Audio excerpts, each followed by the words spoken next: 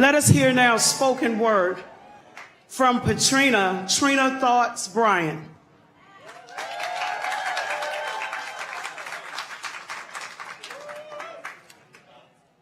Dearly beloved, 140 million of us should be gathered here today in order to form a more perfect union. Poor and low-wage workers should be included, joined together in holy matrimony. This man and this woman struggles every day to stay alive, yet poverty is how they died. Fourth leading cause of death, America holds her breaths because she would rather you cash out on insurance policies, crooked policies, ensuring that the rich stay rich and the poor pay the taxes. So I ask this, if anyone knows why these two groups should not be joined together, let them speak now or forever hold their peace. We are strong, not weak. Our vote is our voice, and the ballot box should be our choice because we hide behind the veil.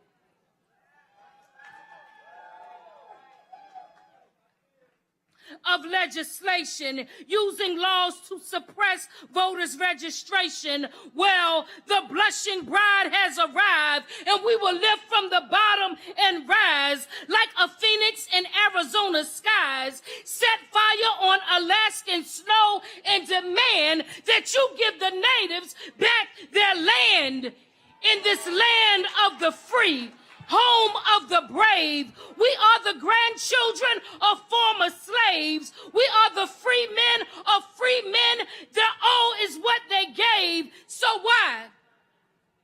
Why are veterans on the street? No housing and bags for something to eat. Hold signs that say, God bless, but in the U.S., there are 5 vacant homes for everyone that's homeless, and then the city rezones our home and take what grandparents left. Gentrification moves in, but then don't want to live next door to the poor. And Congress turns around and spends $20 trillion on war, but cuts the budget for you to house me, and me must make 3 times the rent in order to rent, but the current rent is $2,000 monthly, and the average person, when they die, needs a GoFundMe. Same as politicians asking to GoFundMe, yet the poor are accused of handouts. As you hand out the scraps to the ones that put you in office, but watch this, we're about to swing low and ride that chariot to the polls. We're coming forth to carry us home because the swing vote swings in our favor. So boom! To keep this marriage together, somehow, it doesn't matter, we vow to have and to hold from this day forward, for richer, for poor, for better, for worse, in sickness and in health, to death do us part. Do you promise to vote and do your part? I do. Get ready. We're ready. We're ready to make our mark.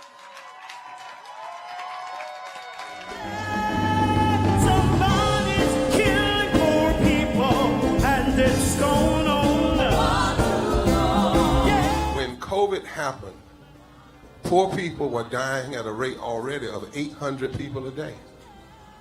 Before COVID, if you went to a funeral every single day, it would take you 600 years to attend all the funerals of the people who will die from the ravages of policy violence, poverty, and low wages in America in just 1 year. It would take you 2 years and 19 days to go to all of the funerals of the people that will die today, and oftentimes silence. Nobody talks about this political genocide, but we are determined today to remember their death and be a resurrection of voting power and voice power like never before. Economic justice and saving this democracy are deeply connected. We, as a nation, must listen to the demands of the poor, who are pushing and will continue to push political candidates and elected leaders to lift from the bottom so that everybody can rise.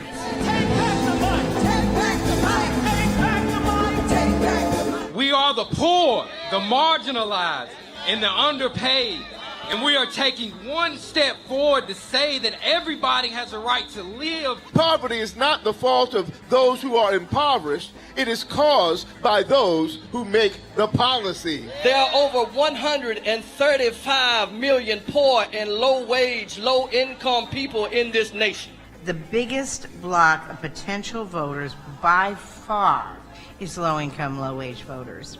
I can't afford medicine. Sometimes I have to skip because of the cost. The farm worker community is tired of the violence imposed upon us by greed, exclusion, and denial of basic human rights. Those folk that represented by that casket, poor and low-wage workers who are the most moral people in this country because they go to work every day believing, even though going to work is hazardous to their health.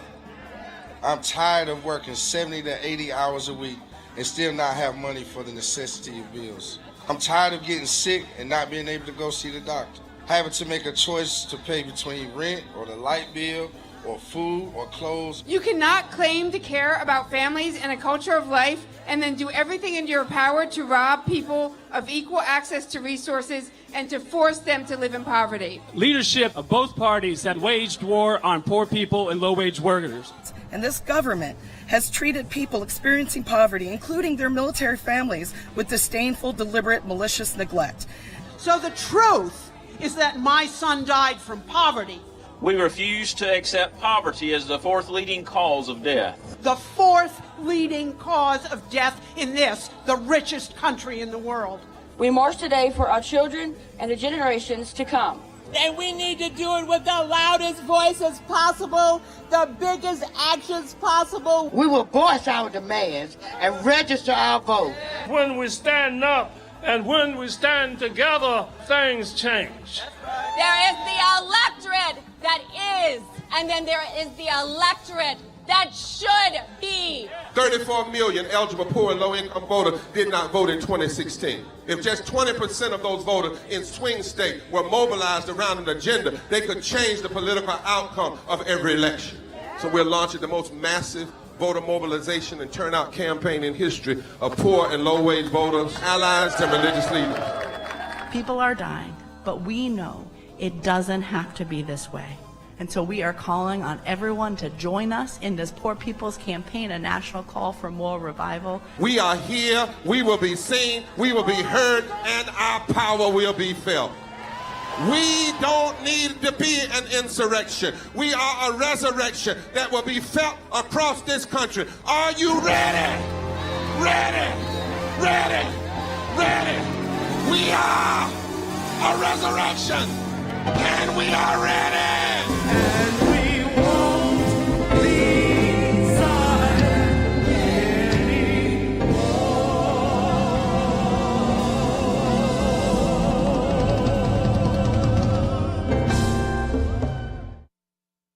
Sisters, we want to do a little housekeeping before we go. We know we've got to be here today. We come here for serious business. First of all, we want to ask those that may have signs, if you would position yourselves on the outer part so that you don't block people's view. Is that good? Can we do that together? Secondly, the seats are for the elderly and for those that have disabilities. Can we do that together? Can we say we love our elderly and those with disabilities? Those of you that are down further, we want you to come on this side of the fence. Don't worry about the guardrails. They'll open up. I need the staff to go open that up so that people don't feel like they have to stay over there under the trees. We want you in the street with us. Is that right? Can y'all hear me way back there? Wave your hands if you can hear. Great. So we want you to know y'all can open that up. You can come on. There is no restriction. We know that we are live streaming to 60 sites with the potential of reaching 60 million people today. The constituencies of those organizations. Y'all can clap your hands. And we know that there are folk that are coming. There are over almost 200 buses. Some of them are tied up on the outside, but they're still coming. Say they're still coming. I know we're waiting on about 30 of them from SEIU alone. And so they're coming, they're coming. I know for SEIU, George Gresham just pulled up. He's in the back. Y'all give George a big hand. You'll hear from others. We do have time slots today because we want the voices of the people to be heard. But please love one another. Drink plenty of water. Drink plenty of water. Amen. And again, those of you that are there, you can come over. You do not have to stand at those barriers. I want somebody from our coordinating team to go back there to make sure that there's no security, anybody telling folk they can't come through those barriers, because they can come all the way in, spread out as much as you can. We've got everything from here all the way back to Union Station, so you don't have to cramp up. We've got, you can see all the way back. They've got cameras up and screens up and plenty of sound, so we can be one family together. Can you all give a big forward together? Not one step back. You all ready for this? Well, we come today because, you know, there comes a time you got to turn the radio off. We done heard enough foolishness now. And now it's time to take back the mic. It's time for poor folk and low-wage workers and those who really build this country to take back the mic. Am I right? Come on, choir.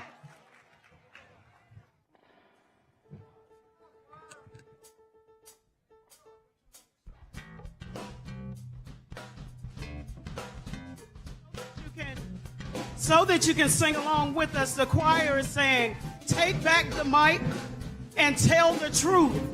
There's power in our votes. It's up to me and you. We're not an insurrection. We are a resurrection, a stone that is rejected by some who are elected. Can you say, take back the mic?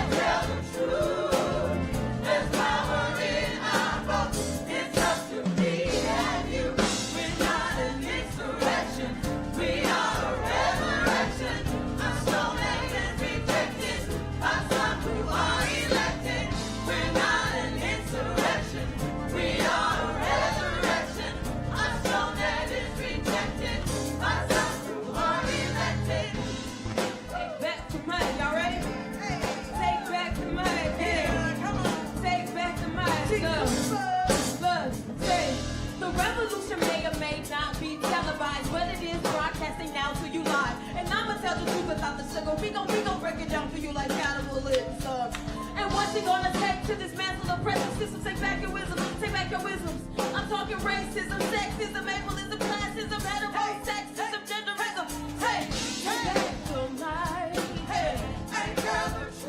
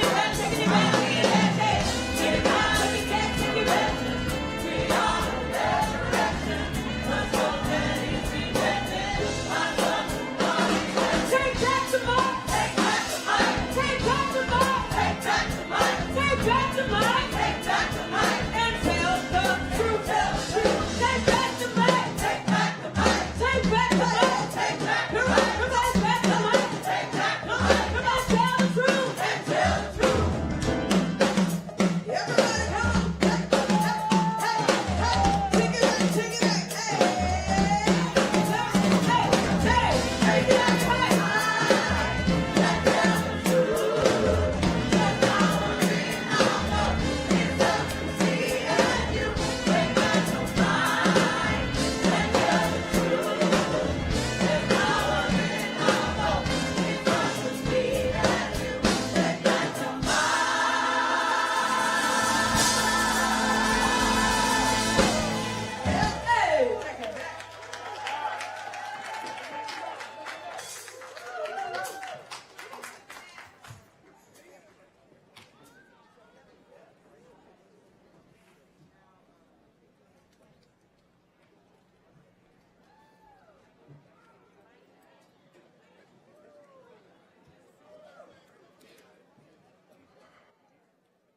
The last image that most Americans have of this Capitol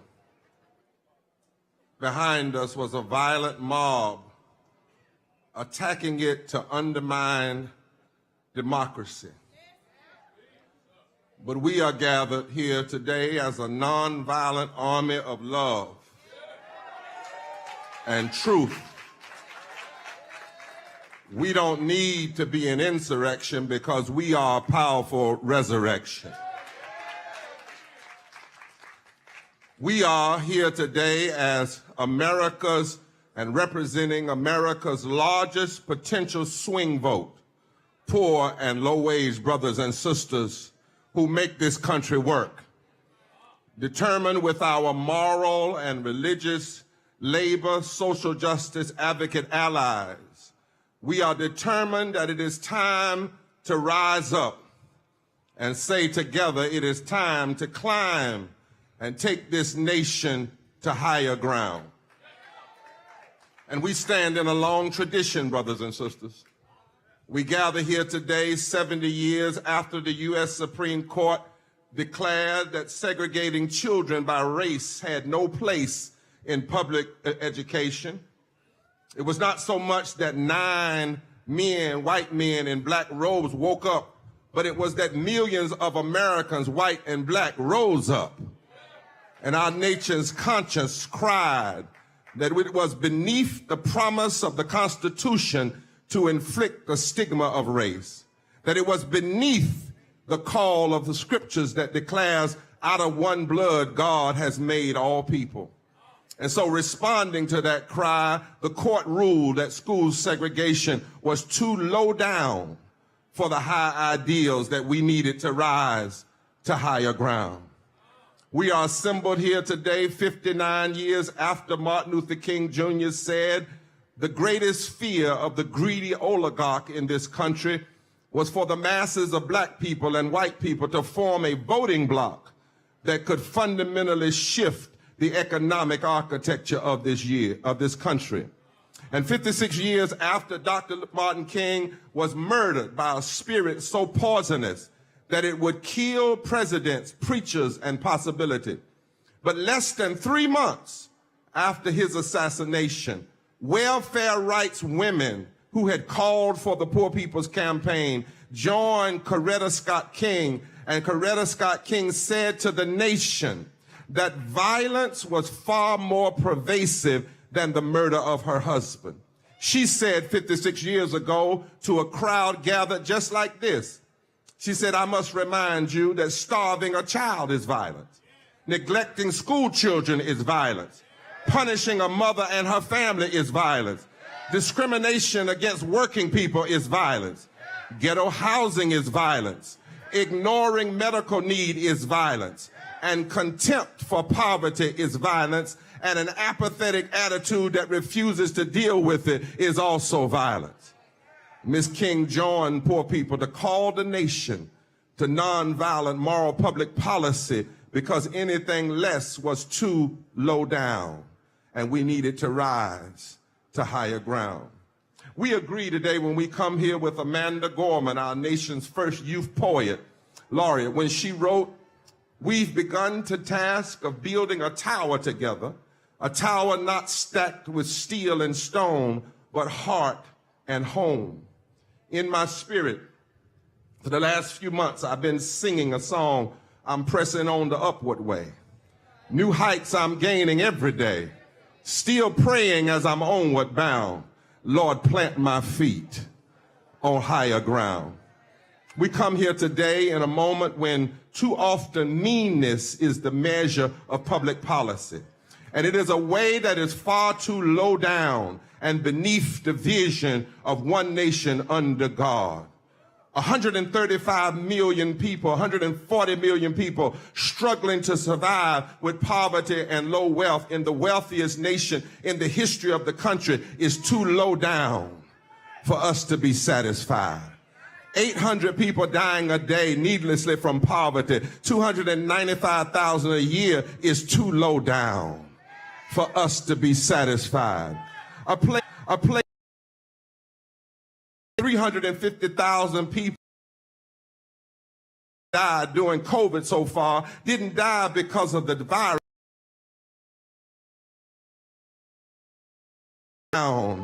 For us to be satisfied.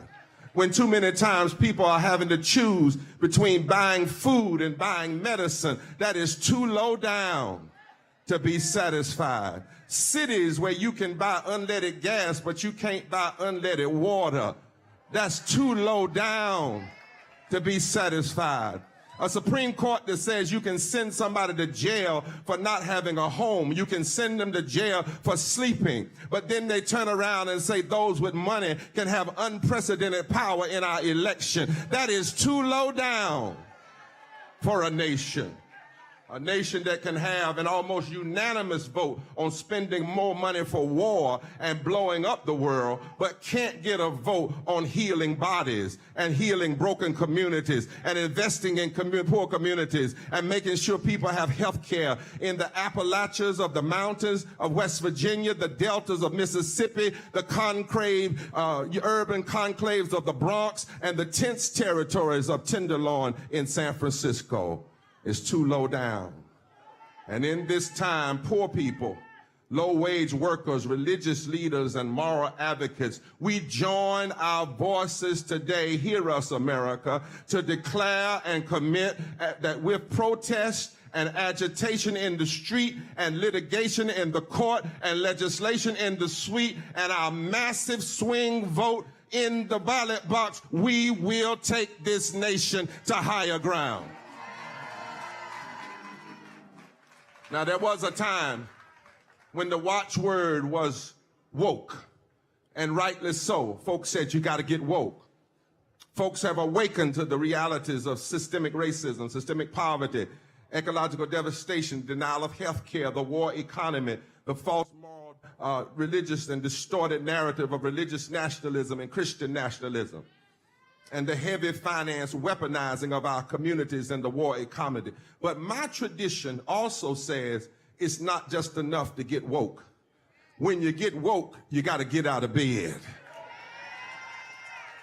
We understand and must do what Hoosier and Mabel Staples sang in their protest song when they said, it's not the waking, baby, it's the rising.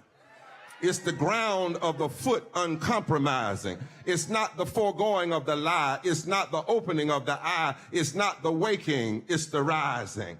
It's not the song. It's the singing. It's the heaven of human spirit ringing. It's the bringing of the line. It's the bearing of the lie. It's not the waking. It's the rising.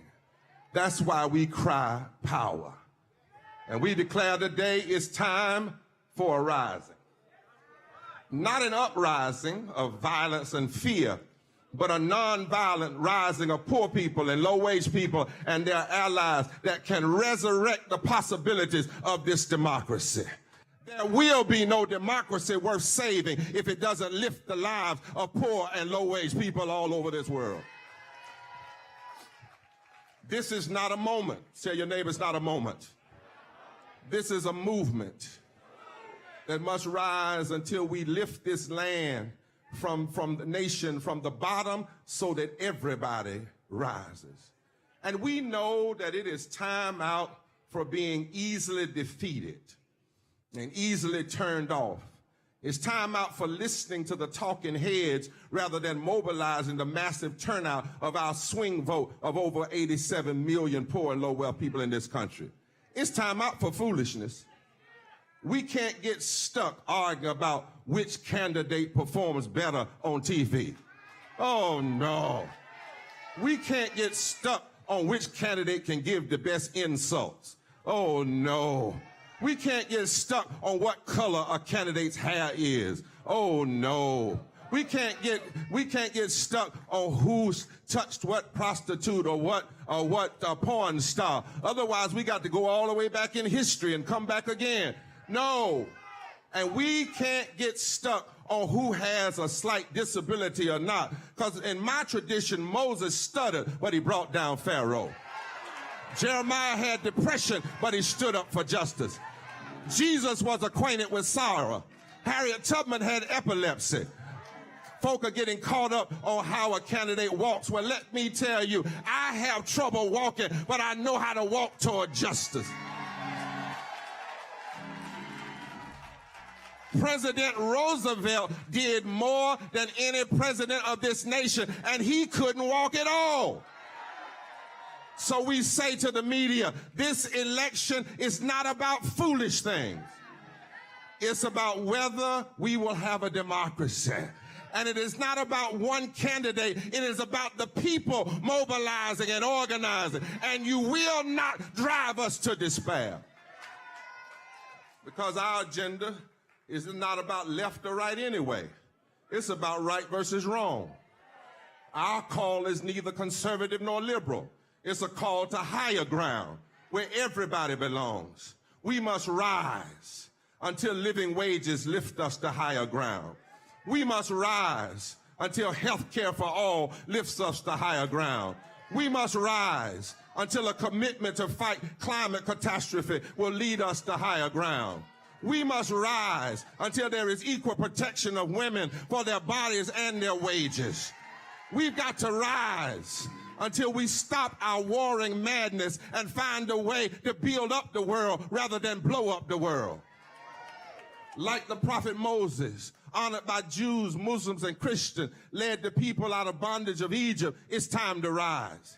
Like the dry bones in the valley of Ezekiel's vision, we've got to rise.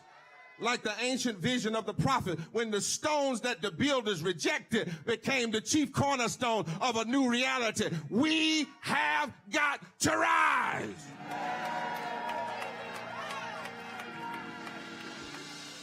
Like Rosa Parks rose. Like a young Muslim cleric Malcolm rose when he embraced the universal vision of human rights. We've got to rise like Sister Dorothy Day rose when she declared a revolution of the heart. We have to rise like Mother Ella Baker rose when she said, give light to the people and they will find their way. We have to rise like our Latino brother Cesar Chavez rose and said, we're not going to work anymore until you pay us what we deserve. In every generation, there comes a time that everyday people have to rise and take the nation higher. Poor people make up 30% of the electorate now, 40% in every so-called swing state, battleground state. Poor people and low-wage workers are the largest swing vote in the country. Every state where the margin of victory was within 3%, poor and low-wage voters make up over 43% of the electorate. 1/3 of all poor and low-wage people live in the South. 60% of Republicans in Mississippi now want health care, even though the government blocks it. Because the pandemic has taught us that if you get sick, the disease doesn't kill a Democrat or a Republican, it just kills you dead. These elections are about policies. Say policies. Policies like if you don't have a living wage and you can't pay your light bill, we're all black in the dark. If you can't hardly afford food, your children's stomachs don't growl South, they don't growl North, they don't growl Republican, they don't growl black, they don't growl white, they don't growl Asian, they growl hurt. Did you know in Michigan, Wisconsin, Pennsylvania, and Georgia, The total vote that determined the election for president in those states in North Carolina was 178,000.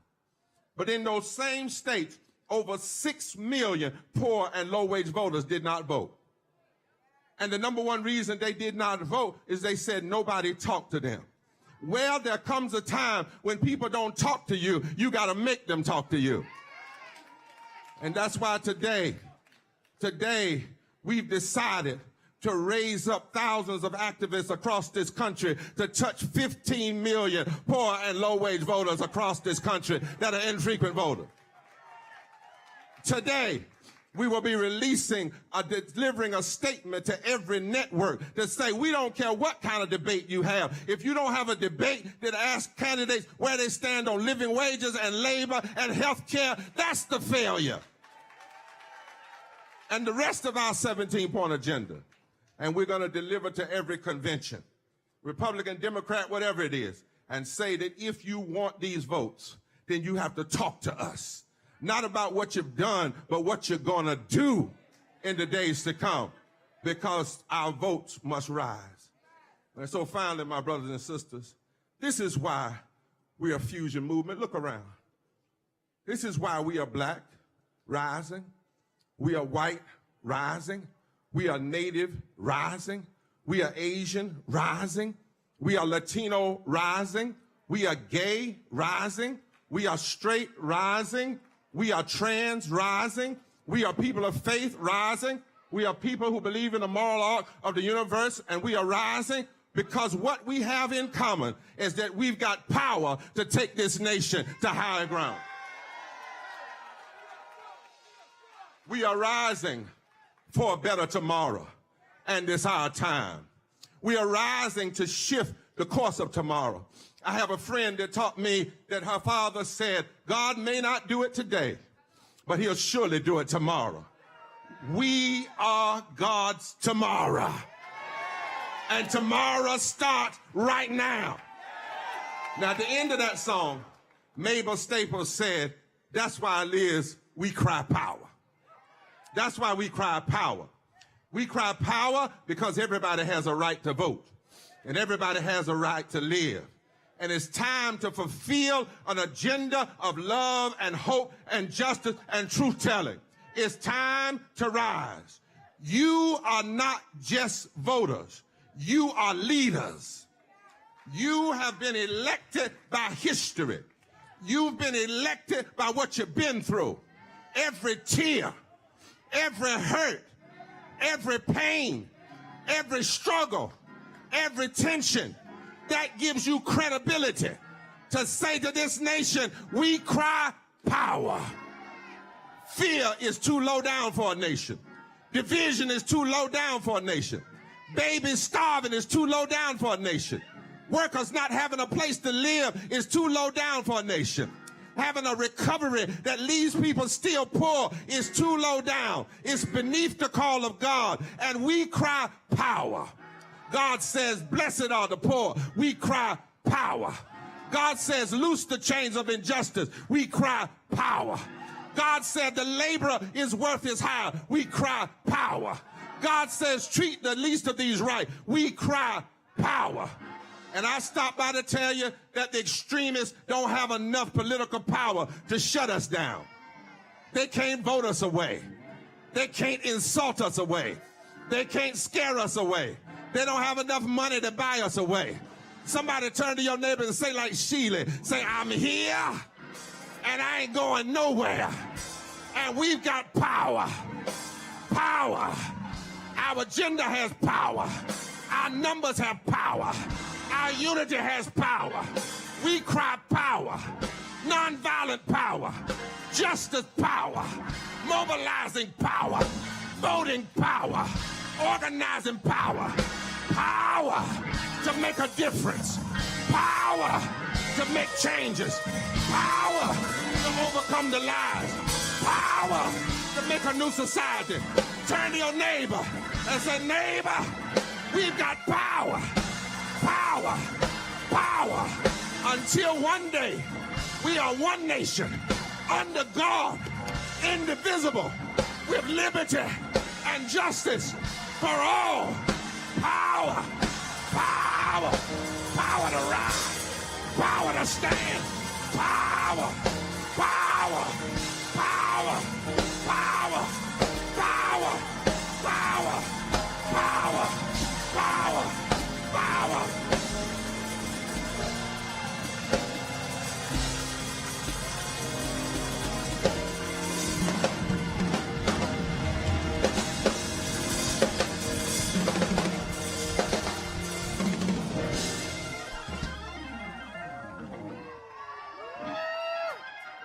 We got power. Yeah. My. Whew. We got power, y'all. Use it.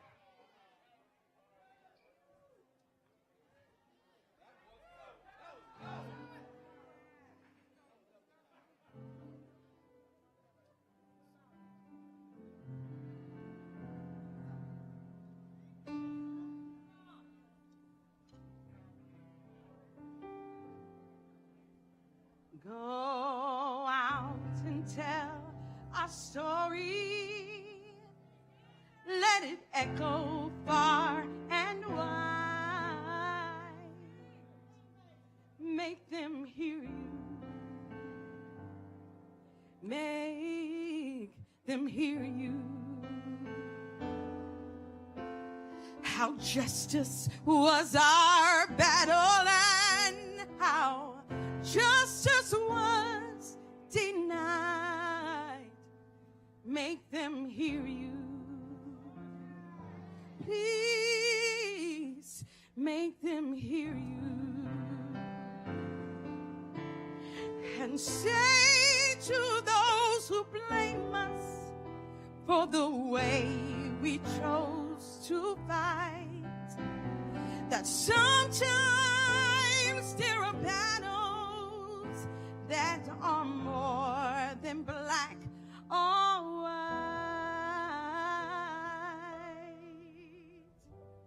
And I could not put down my sword when justice was denied. Make them hear you. Make them hear you.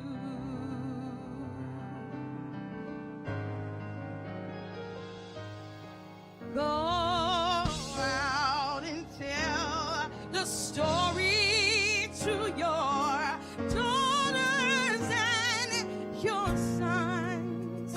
Make them hear you. Please make them hear you. And tell them in their struggles they were not the only one. Make them hear you. Make them hear you. Your sword could be a sermon on the power of it. Teach every child to raise their voice, and then, my brother,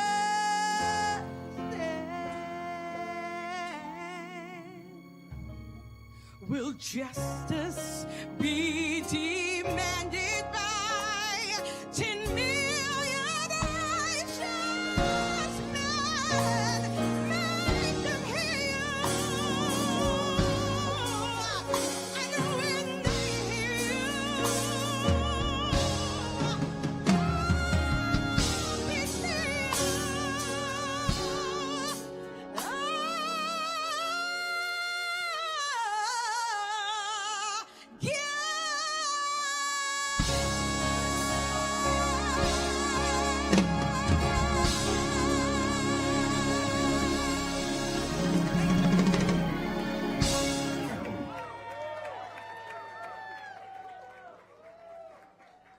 Hello, I am Reverend Dr. Hannah R. Broom, and we are now going to bring up our co-chair of the Poor People's Campaign, Reverend Dr. Liz Theo Harris.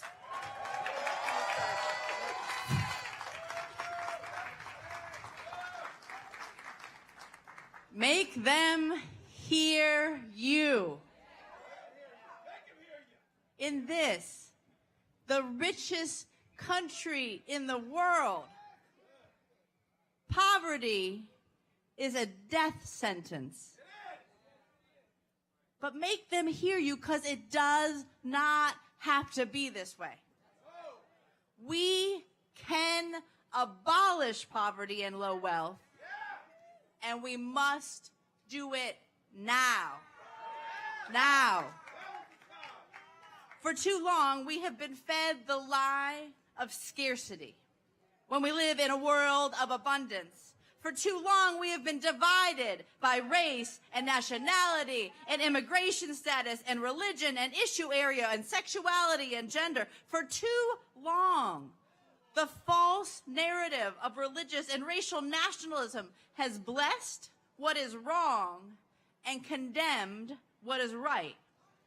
In the eyes of God and in the words of our Constitution, it is wrong for people to work for starvation wages. It is wrong to push millions of families off of health care. It is wrong for the highest court in the land to criminalize homelessness, to rule that you cannot breathe in public, on a bench, in your car, or in a park if you do not have a home.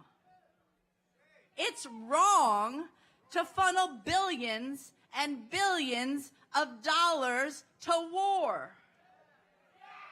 For there to be a genocide and mass killing of children happening on our watch. It is wrong to deny women's rights, LGBTQ rights, indigenous rights, earth rights, for people to be ripped from their families, deported, or denied asylum. It is wrong for the world to be on fire and for corporations to stop us from saving this planet. And it is wrong for the powerful to deny responsibility for these injustices, to take the power away to pass policies, enact orders that lift from the bottom so that everybody can rise. But we also know what's right. It's right to feed people, to give them health care, to secure the right to vote, to respect the dignity of all work. It is right to cancel debts, to offer a home to everyone. What's right is to abolish poverty and low wealth. We as a nation, as a movement, are breaking through the lie that poverty and death are the will of God.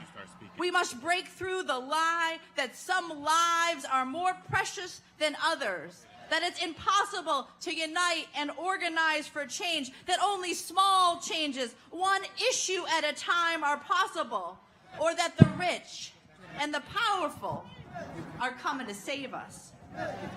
Instead, we join prophets throughout the ages who have declared that ignoring, that criminalizing the poor and protecting the rich is evil. The prophet Micah asks, "What does the Lord demand of you but to do justice, to love kindness, to walk humbly with your God?" Leviticus demands that we welcome the immigrant neighbor. Deuteronomy demands that nations forgive debts, that pay people a living wage, that organize policies around the needs of the poor. Isaiah demands that we stop passing laws that deprive the poor of their rights. Jeremiah, that the wealthy stop evicting people. John the Baptist demands that the military and ruling authorities, the police, stop killing the people, extorting money, spreading lies about others. And Matthew demands that religious leaders stop covering for those who divide and lie, and instead take the side of the poor and the bruised and the battered. You know, at times throughout history, it can seem impossible to realize justice. Sometimes we question, can change really happen? But before abolition, the slave power seemed insurmountable. But Harriet Tubman and Frederick Douglass and John Brown and millions of enslaved people organized and agitated and built the power to abolish enslavement. Before people fought and won and keep fighting and winning the right to vote, women's suffrage, civil rights seemed like it would never happen. Before low-wage workers and families organized and built power, people said we'd never win rights to wages or working protections or dignity. But when we as a people fight, we win. We win. Bottom-up struggles are the only thing that can be the transformation that we need.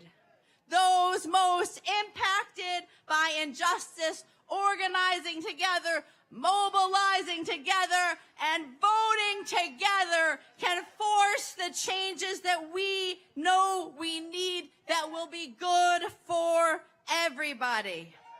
Putting the poor at the center of our national politics and priorities, at the center at this fight for democracy, is what can save this nation. We say poverty no more. We demand justice for the poor, because everybody's got a right to live. Amen. Give it up. Say everybody got a right to live. And as we often say, when they came together, that's when change took place. When white folk and black folk and others and women and others came together, I want y'all to look back and see the thousands. You can see signs all the way back. Those of you in the back, scream. Y'all hear them? Wow. Now at this time, Hannah Broom is, come on up. You all come on up, and we want you to know that religious leaders are going to come and set a tone, and then we're going to hear from, the whole point of this is for the nation to hear from impacted people.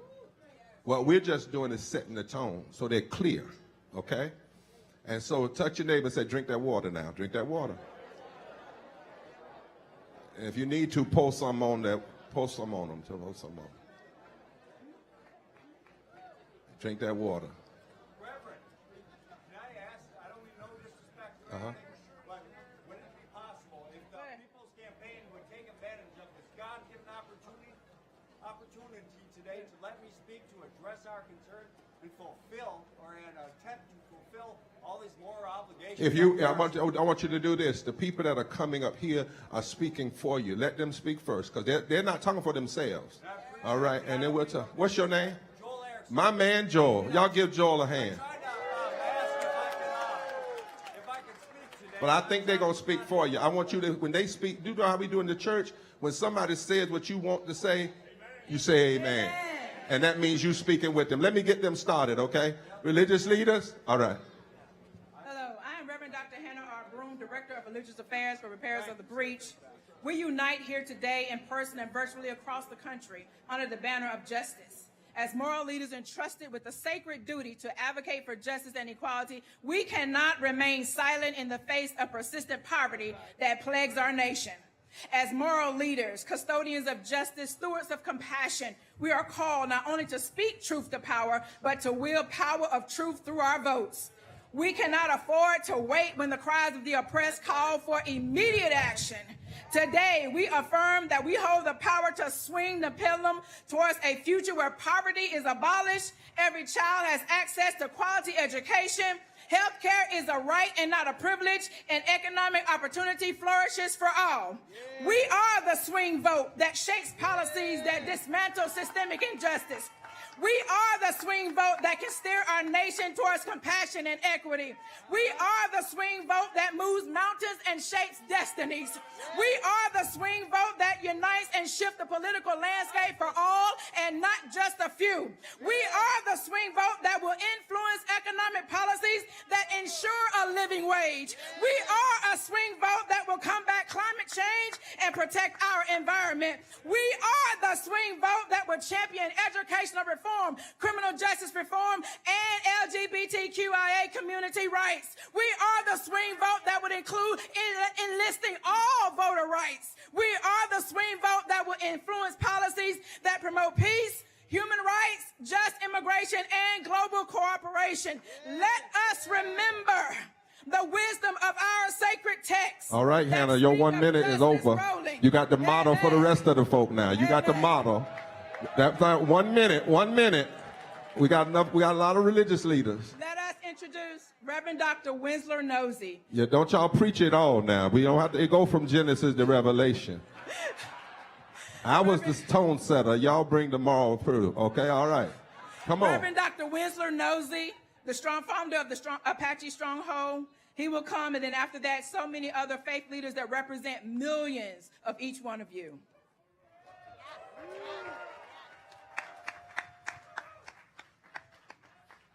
Happy Gonzo, she, Sage Parsons, Gonze.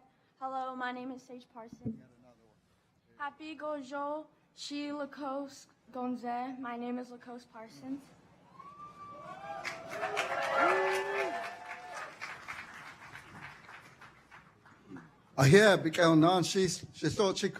First, I want to thank the Creator for bringing me here today and to spend this special time with you. You know, I stand here with my granddaughters because it's about our children. It's about the unborn. Where are they going to be?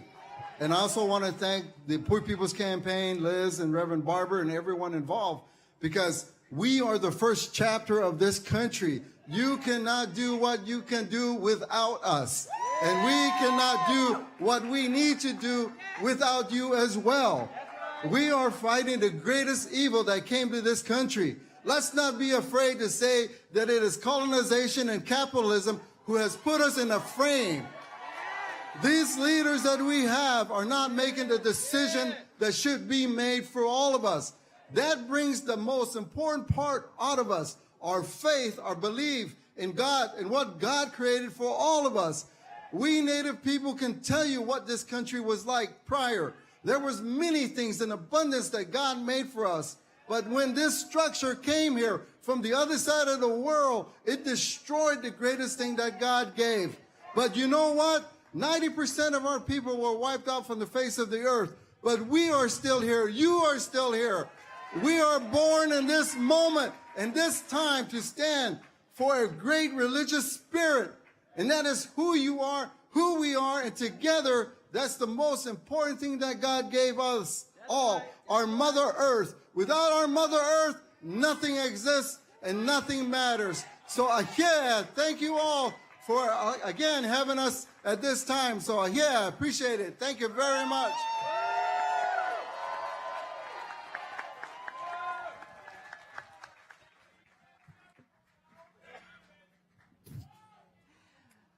Greetings. This is the day that the Lord has made. And even though it's hot as Hades, we got a breeze and we shall rejoice and be glad in it. Amen.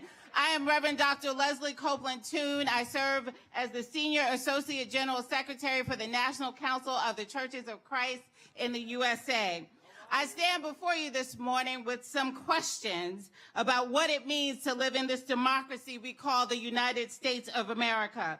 What it means to be a person of faith and watch as the poor are robbed and taken advantage of just because they are poor. I have some questions that echo civil rights leader Fannie Lou Hamer, who was one of the architects of the 1964 Freedom Summer Project in Mississippi, who asked, is this America, the land of the free and the home of the brave? where we have to sleep with our telephones off the hooks because our lives be threatened daily because we want to live as decent human beings in America. And here we are 60 years later with our lives still being threatened. While our telephones aren't off the hook, they are sending us alerts and messages that our lives are threatened. When black people have a lower life expectancy than white people by 5 years, our lives are threatened. When black people are more likely to be uninsured and unable to afford health insurance, our lives are threatened. When the mortality rate of pregnant black women is 3 times that of white women. When white households have more than 9 times the wealth of black households, and the percentage of black folks living below the poverty line in this country is almost double their white counterparts. The question is this America, the land of the free and the home of the brave? Well, I just want to say that today we can do it together. We can make this truly the land. Thank you so much. Thank you so much. Thank you so much. Brothers and sisters, as you come as clergy, I want to remind you that we're asking you to deal with your theology. You don't have to deal with all the policy. The people that are the result of the policies are going to speak. Your job is to set the moral foundation. What does your faith say about why we ought to be here? Please adhere to that, because it's important, because we have to combat this heresy of Christian nationalism, right? So we know the policies. What we need to know is, what does your faith say? What does the word say? What the Lord say from your perspective? And it's a minute and a half. Please stop at a minute and a half, because we've got a lot of impacted people, and if it doesn't happen, we're going to change it and put the impacted people on up. All right? Good morning, my brothers and sisters. I am the Reverend Terry Hord Owens, and I'm honored to serve as the General Minister and President for the Christian Church, Disciples of Christ in the United States and Canada. As a Christian minister, I'm here and we are here because we are informed by the teachings of Jesus to love God, to love your neighbor as yourself. And one of the epistles in the New Testament tells us that love is an action word. You can't just talk about it, you have to do it. And that means what I want for others is the same thing I want for myself. A living wage, health care, safe and affordable housing, quality schools that don't depend on my zip code. This love means that I want to ensure that there's a safety net so that no one needlessly suffers. This love means that I stand on the assurance of the God that I serve, that there is enough. This God is a God of abundance and not of scarcity, and too often we hear that what we want is too costly. But I argue that if we claim to be a moral and just society, we can make the right decisions to ensure the flourishing. Let's be the nation we say we are. Let's be the church we say we are. There is enough.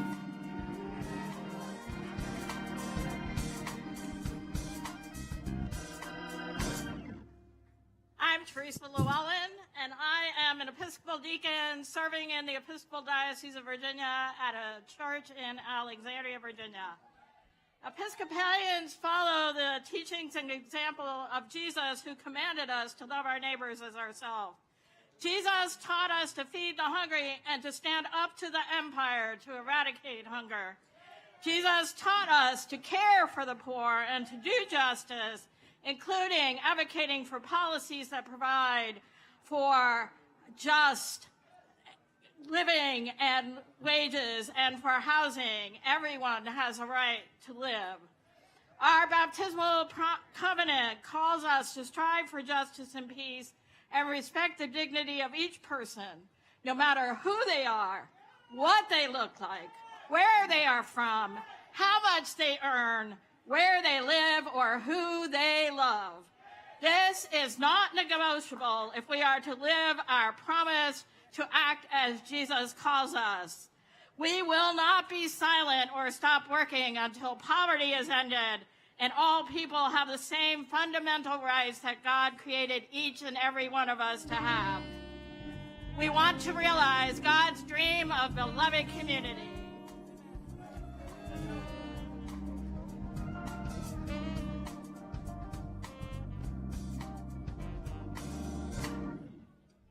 Good morning. I am Reverend Wayne Wilhelm, Tri-Chair for the state of North Carolina. The Bible has declared that we should love mercy and do justice and walk humbly with our God.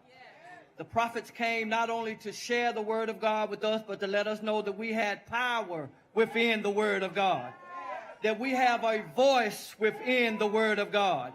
And we've come to gather today to remind these people that we will not accept poverty being the fourth leading cause of death in this country. But as faith leaders, we realize that the Bible reminds us that there is a great cloud of witnesses, that we do not stand by ourselves, but on the shoulders of so many others.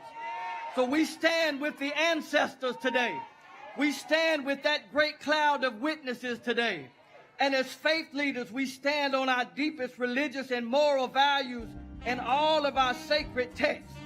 Admonish us to take care of the poor, the women, and the children.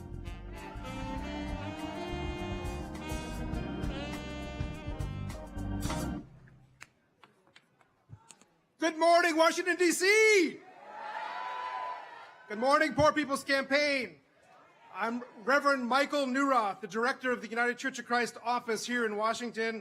I'm honored today to represent my beloved church, and I bring greetings from our General Minister and President, Reverend Dr. Karen Georgia Thompson. We as the UCC stand as over 800,000 loud and proud as a church working for love, justice, peace, equity, freedom, and yes, choice. Can I hear choice? Yeah! We are an economically diverse, multiracial, multicultural, open and affirming, immigrant, refugee-loving, accessible to all community with a mission to build a just world for all. As the UCC, we welcome all, we love all, we seek justice for all. For us, as for the Poor People's Campaign, all means all. Can I hear an amen? As followers of Jesus Christ, the low-wage worker and Palestinian Jewish rabbi, we are called to stand for the poor and with the poor, the outcast, the marginalized, to expand our sense of, to include the low-wage workers, the immigrant, the disabled, the drag queen, the child in Gaza, those of every hue, orientation, and culture. To see us all as beloved in God's sight. As William Barber and others are going to say today, we are a resurrection. And like the Resurrection City encampment in Washington, D.C. in 1968, we need to shock the conscience of this nation. Let us proclaim that black, poor, trans, immigrant, Palestinians, all of us are beloved by God. Amen?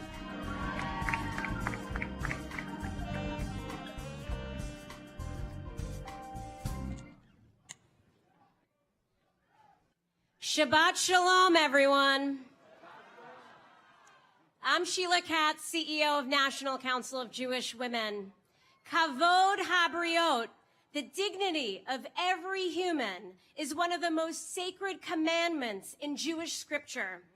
Dignity, first and foremost, not just for the wealthy and well-connected, but for all people. We refuse to be complacent in the face of injustice. Today is Shabbat, the Jewish people's holy day of rest and prayer. Rabbi Abraham Joshua Heschel famously talked about praying with his feet when marching alongside Reverend Dr. Martin Luther King Jr. Today, while many in the Jewish community are praying in synagogues, and many prayed right here before this started, we are also here, arm in arm with our friends, to pray with our feet, with our legs, with our wheelchairs, with our bodies, and with everything we have to bend the moral arc of the universe toward justice, to end the plague of poverty and systemic oppression in America. May we continue marching together toward a more holy world we create with love, with peace, and with justice. Amen.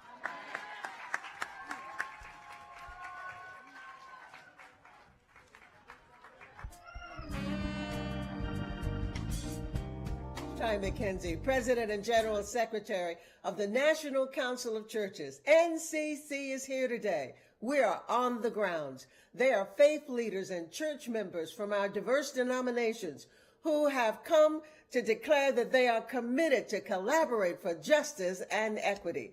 We are standing here today as a testament to human dignity, a united force against oppression, poverty, and inequality. We must remember that our strength lies in our unity, our resilience, and our unyielding spirit, pressing forward and not stepping back. The system tells us that we are forgotten, that our struggles are invisible, that our voices don't matter. But you being here today and watching online tells the system that in no uncertain terms, we rise as one. We have a right to be seen, a right to be heard, a right to live with dignity, and a right to a living wage. We are here today to fight for our share, better housing, and quality public education. We fight against the criminalization of poverty, systemic racism, and an economy that benefits the few at the cost of the many. Thank you, Bishop William Barber, for bringing the nation's attention to poverty and low-wage earners. The National Council of Churches is here today to amplify your voice so that our voice becomes votes and our voices becomes law. Let us continue to unite and work until victory is won. Thank you, Bishop Vasti McKenzie and the National Council of Churches. I'm Alvin O'Neill Jackson, convener of faith leaders, along with the Reverend Dr. Hannah Broom. We come today in the spirit of Frederick Douglass, who said, "I prayed for my freedom for 20 years, but received no answer until I prayed with my legs." We come today praying not just with our lips and words, but with our legs and work, our organizing, our strategizing, our mobilizing, our collective action. And we come in the spirit of the foreigner, the stranger, the immigrant woman who came to Jesus with a daughter who was gravely ill without health care coverage.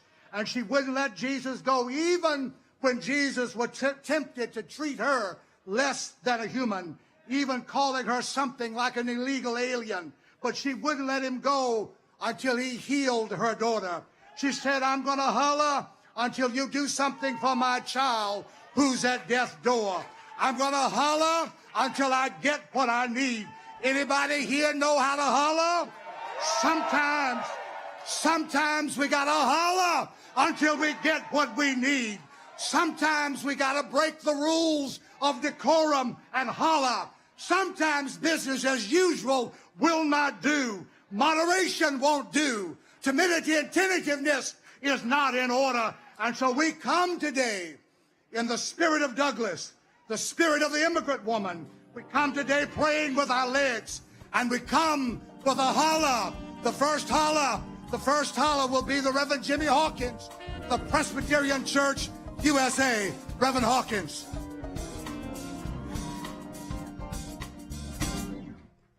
Hi, I'm here representing the Presbyterian Church. I'm the advocacy director for the Washington Office of Public Witness and also the UN office. The Presbyterian Church is a Matthew 25 church, and we have made a dedication that when you are hungry, we will feed you, but not only that, so that you can have a living wage and you can feed yourself. We are a Micah 6 church. We believe that we are called to love justice. We are an Amos 5 church. We want to let justice roll down like waters, and righteousness like an ever-flowing stream. We are a church who believes in people, in a God who loves people, regardless of how much money they make, where they come from, or what they look like, because we are all made in the image and likeness of our God.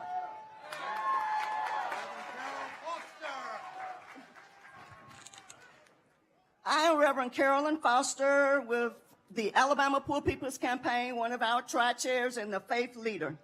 And I come from a state that they love to sing Sweet Home Alabama. But I want to tell you, Alabama's not so sweet. I want to tell you that a state that refuses to raise minimum wage is not so sweet. I want to say that a state that refuses to expand Medicaid is not so sweet. I want to say that a state that took $400 million of COVID relief money to build 3 mega prisons is not so sweet. And that is wrong, and it is an insult to my faith, and I believe to yours.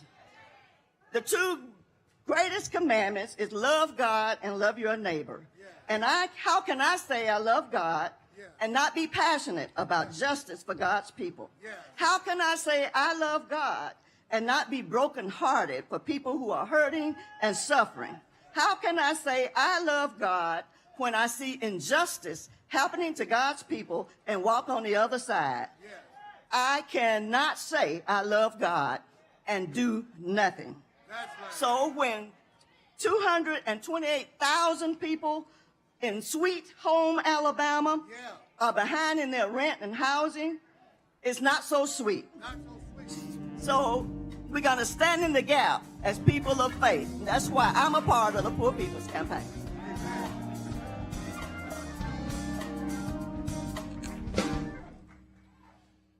I came to holler as the pastor of John Wesley AME Zion Church and tri-chair and a faith leader for the Poor People's Campaign in D.C. Certainly the Bible declares that we are to stand up for the least, the left out, and the lost. So I came to holler on today that D.C. faith leaders have joined the cry of saying, hell no. This cannot go on any longer in regards to low wages, as regards to affordable housing, and regards to gender identity. We say hell no to rolling back basic health needs. We say hell no. And we demand the immediate full restoration and expansion of voting rights. We stand up against an ending racism, gender gerrymandering, and redistricting. We say hell no. We want early registration same-day voting. And I stand in regards to D.C. and we demand statehood, voting rights, and representation for the more than 70,000 people in Washington, D.C. So in closing, as the Bible does say, we go forward, not one step back. And hell no, Poor People's Campaign not going anywhere. And we're going to stand in the national capital and all across the country to stand for the rights of all God's people and for the poor. Why don't you join me and say, hell no.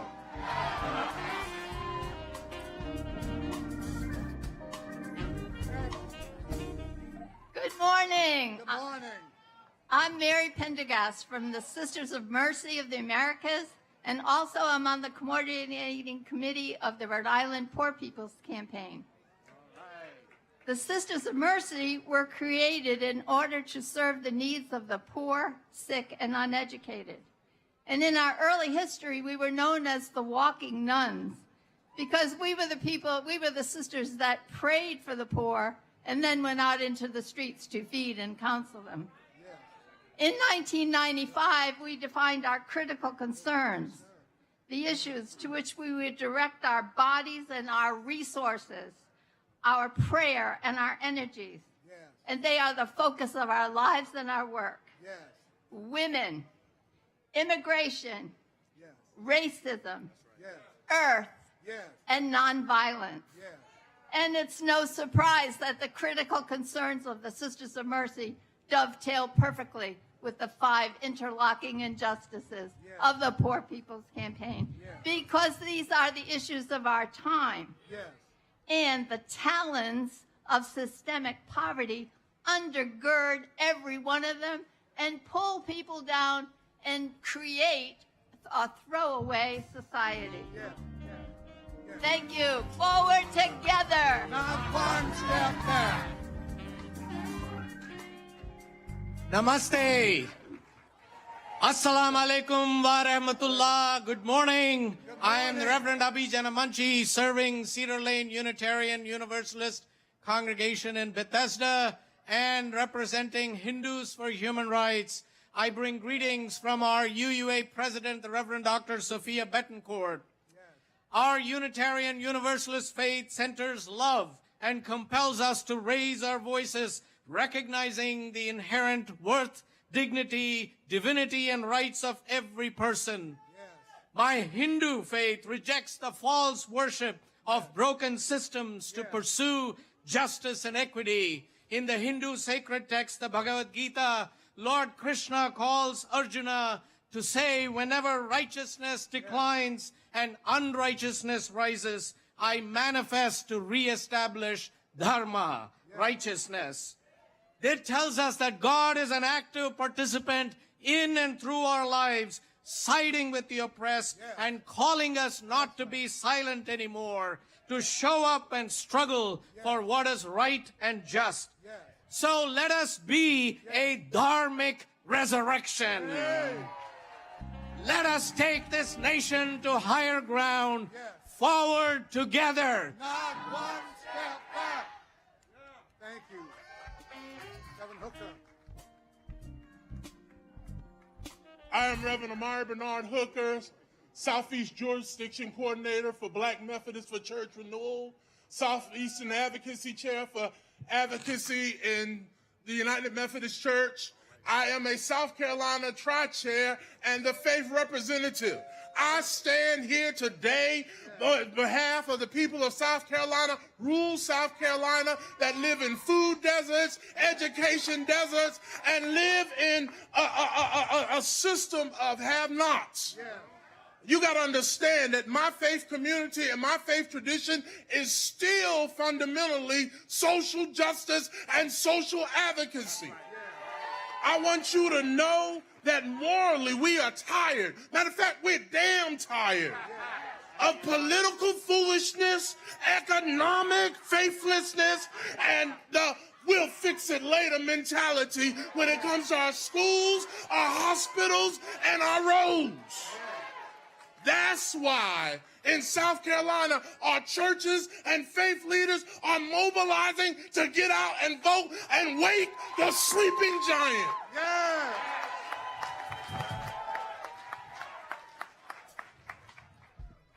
Hi, y'all. My name is Gabriela Martinez, and I stand with you today as an employee of the Franciscan Action Network and the proud daughter of a migrant. Francis and Claire cared about justice, peace, and the integrity of creation, as we are all children of God, no matter your color or where you live or how much money you make. So I will try to speak to all of our inner children as I tell you a personal story that I think all of us can relate to. I grew up in the industrial suburbs of Pennsylvania. I have vivid memories of playing in my daycare's playground, distracted by an awful smell in the air. And by the time I was 7 or 8, I was diagnosed with type 1 diabetes. I moved to rural Ohio trying to escape. Every day on my way to school, we had to drive by 2 large petrochemical plants whose pervasive fog was so thick that even if your lights were on, you could not see any cars in front of or behind you. And it smelled so rotten that I would count the minutes holding my breath. Not long later, I was diagnosed with a thyroid disorder. I grew up and I moved to Virginia, where the Great Potomac River has coal ash dumped into it, and my partner and I live again just across the street, but this time from a Superfund site. My whole life, I've been running only to find that there is nowhere to run in this country that is not contaminated by the disease of injustice. Meanwhile, a 3-month supply of my insulin that is medically necessary retails at $1,600. At the federal minimum wage, someone with diabetes had to work 28 days full time. And the child in me screams, why? The child in me screams, when? And the child in me screams, how? And then I look at all of us, and I know that we're the solution to our problems. Forward together!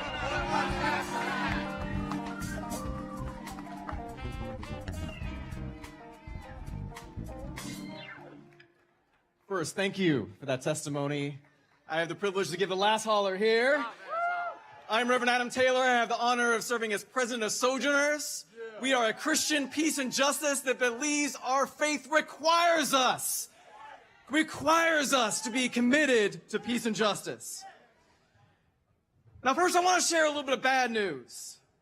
In politics, there is a dirty, ugly, open secret that the word poverty, the topic of poverty, is a taboo subject. We saw that on display in the first presidential debate on Thursday night, where the candidates spent more time debating their golf game than they did debating what would help all of us. Yes, it is an ugly and pernicious reality that addressing and prioritizing the needs and dignity of 135 million people who are low wage and that are living in the quicksand of poverty is so often viewed as politically unpopular and expendable. But I didn't come just to give bad news, I came to give the good news. Amen? The good news is that I'm so glad that I know and serve a God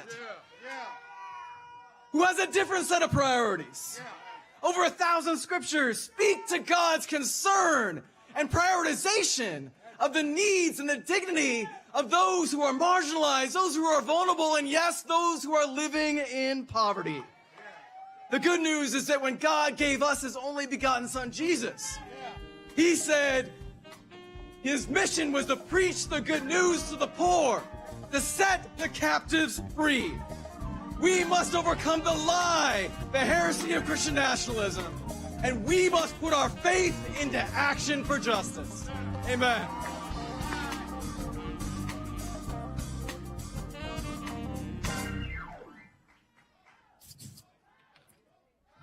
Say good news. Good news. To the poor. Good news. To the poor. Say woe unto you who legislate evil and rob the poor of their rights. Say media, America, these are the kind of prophets you need to be listening to. Give them a hand. Come on, give them a rousing hand.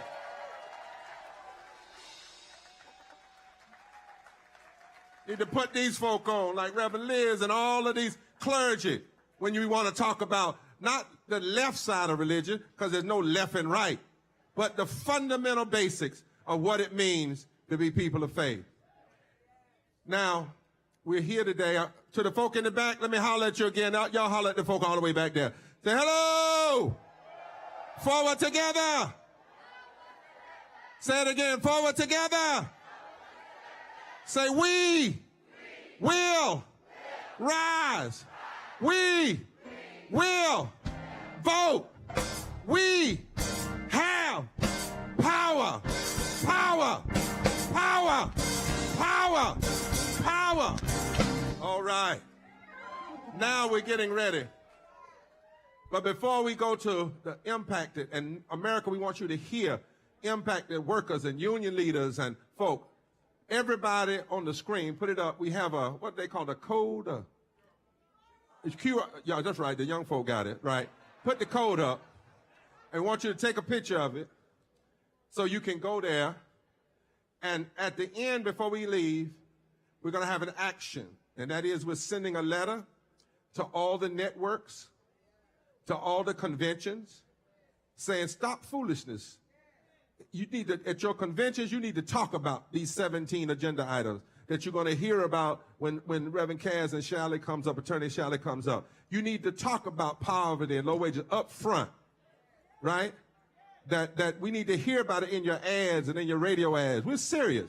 That networks, you don't need to have debates and not deal with 43% of your country, poor and low wealth, our country, must be heard. Y'all got the code up there? Y'all got it? Okay. Put it back, somebody said. Put it back. One more time. Don't rush it.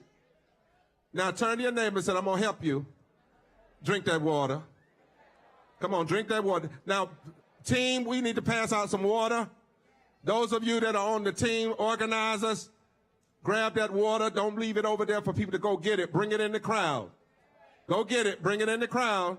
We got about 40, 50 monitors and marshals. Marshals, go get the water. Bring it in the crowd. Somebody help me so they'll hear me. Say, go get the water. Bring it in the crowd. Bring the plate. We don't want to leave anything here. All right, now, there is a lady that wanted to be here today, but she couldn't be here today, and she has been working with labor. Y'all know her labor, Roz Pellis. In a minute, we're going to play her video, and after her video comes up, then we're going to start hearing from labor. And we're going to start with the AFL-CIO, I believe. Am I right? Huh? Uh-oh, SEIU. We're going to start with SEIU. All right? And but first, we want this choir for just a little bit to hit a little bit of solidarity. Don't y'all go anywhere. Come on, bring that water. So bring that water. Solidarity, that's what unions say. Everybody say solidarity. Means together. Solidarity means we stand together.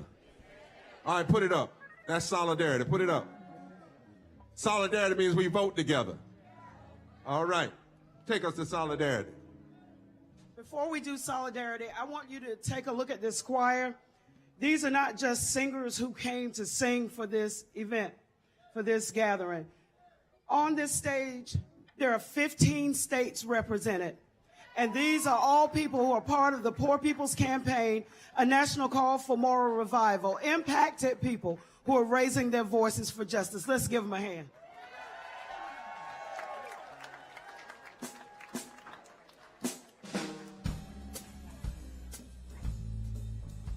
The song was written by Sauda Aisha, and it's called Solidarity. Let me hear you say solidarity.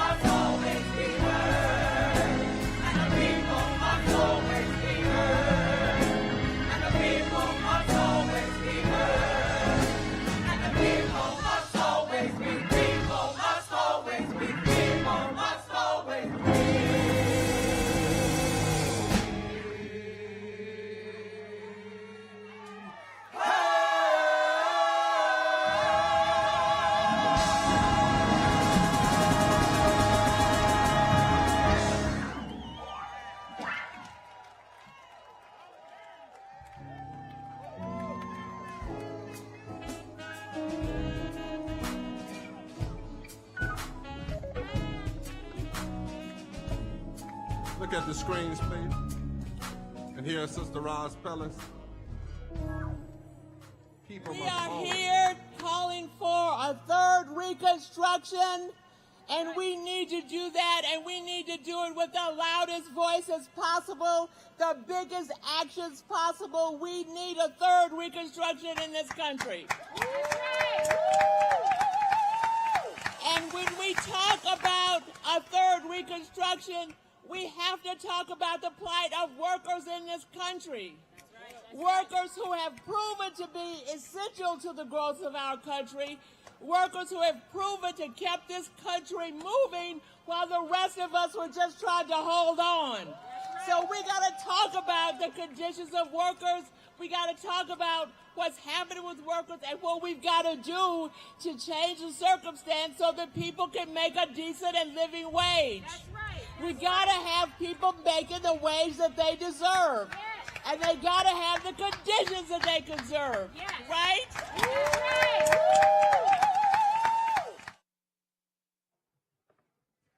Wow, what's powerful. Roz, give it up for Ms. Roz Pellis, sister. I'm looking in the back, and I want to ask all those that are down the street, by the tens of thousands. We understand we are going viral on the internet. It's just blowing up everywhere. Millions of people are tuning in. That's what they just told me. Those of you in the back, keep your eye up here so that we can be together. Remember, at the end, we're going to do a special ceremony to remember those who have died unnecessarily from poverty in Gaza, in Israel, in Somalia, in Congo. We're going to honor, and we're going to say, because they died, we're going to live, and live in a way that death can stop. But Fred Redmond just called and wanted me to tell you he was going to be here. Something has come. He can't. But he wants us to know that AFL, he said he wants the media to know that AFL-CIO is fully behind this Poor People's Campaign, a national call for a moral revival, and this effort to reach 15 million poor and low-wage voters, infrequent voters this season, and push them to the polls. And that's over 12 million members of AFL-CIO. Come on, let's give it up. Let's give it up. Because when we come together, we've got power. Lastly, before the workers begin to come, that song you just heard, the songs you're hearing today are original. They're written. The song Take Back the Mic, Miss Yara Allen, give it up, who's leading. And the song you just heard, Solidarity, Miss Sauda Ashe, her sister. We call them the twin trumpets. That's right. God bless you all. Come on, labor. Come on, workers. Give it up.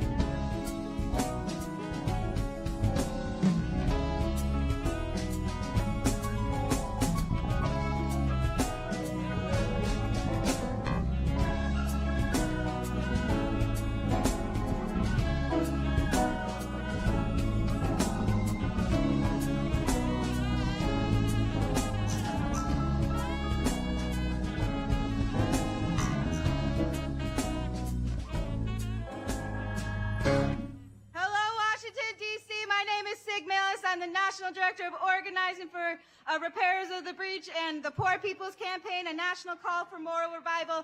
And I have the extreme honor and pleasure of introducing workers who have been standing alongside and a part of the Poor People's Campaign. SCIU is one of our anchor organizations, representing over 2 million workers who are going to share their stories. Yes, we hear it for these unions. So first, I'm going to invite Rocio Sáenz, the Secretary Treasurer of the Service Employees International Union. Thank you so much. Good morning, everyone. Solidarity is power. Solidarity. We can hear you. Solidarity. So we want to just say how much we appreciate this event today. On behalf of the 2 million members of SEIU, many who are here today, 1199 UHE, 1199 New England, 32 BJ, Healthcare Illinois, Healthcare Pennsylvania, Local 73, United Southern Workers, Local 500, 512, Local 400. We are here joining in unity, solidarity, and power. SEIU is happy to partner with Poor People's Campaign and with other groups, and we labor to end poverty wage once and for all. And we together, we're going to march to the polls in November. And we are here today because we know this event, this gathering is very important for the time we are living here in the history of our nation. We know how much is at stake in this election, because this year election is about our democracy, it's about our economy, and it's about our future. we're ready to elect leaders who will stand with us. Our votes are our demands for a better future. We won't be distracted or divided by extreme right wings attacks on immigrants, on people of color and women, because when we vote, when we organize, when we come together in power, forward together,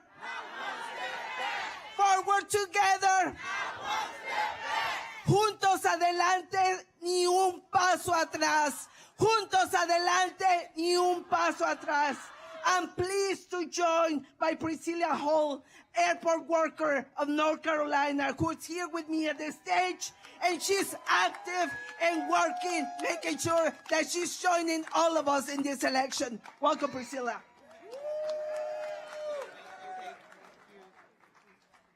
Hello, DC. I am so excited to be here today to stand in solidarity with our poor people campaign and all our working people.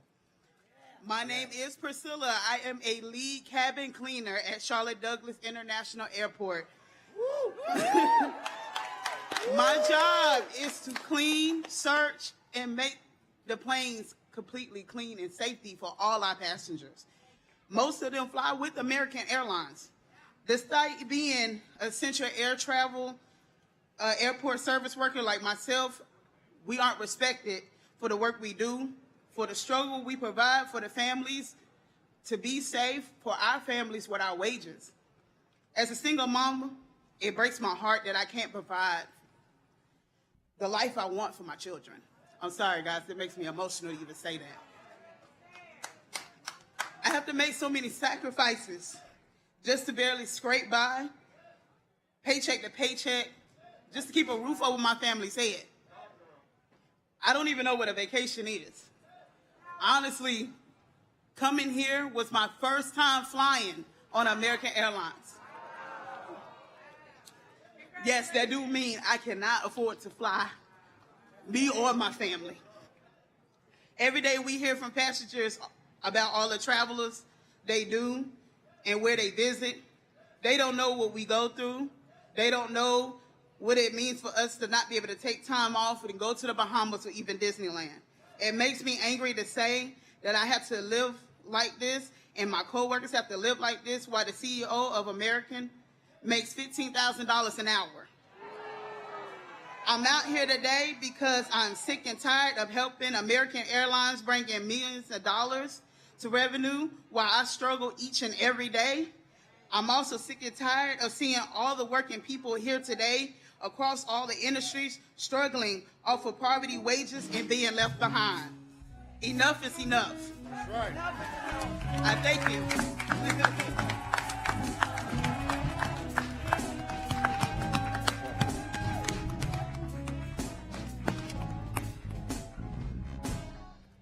Come on, all the workers, make some noise. Oh, come on, all the workers out here, make some noise. My name is Keith Bullitt, and I'm the Deputy Director for the Union of Southern Service Workers.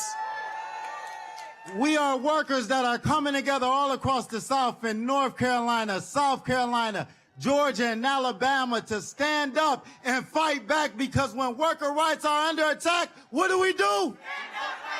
That's right, that's right. I know all of us are out here just for a moment out here in this heat. But each and every day there are workers that are working in this heat, that are forced to work in this heat without air conditioning, without proper protections from this heat. They're walking into work one way and they're being carried out on a stretcher the other way. All because the negligence of these corporations that's refusing to provide basic needs like a cool place to be at or water.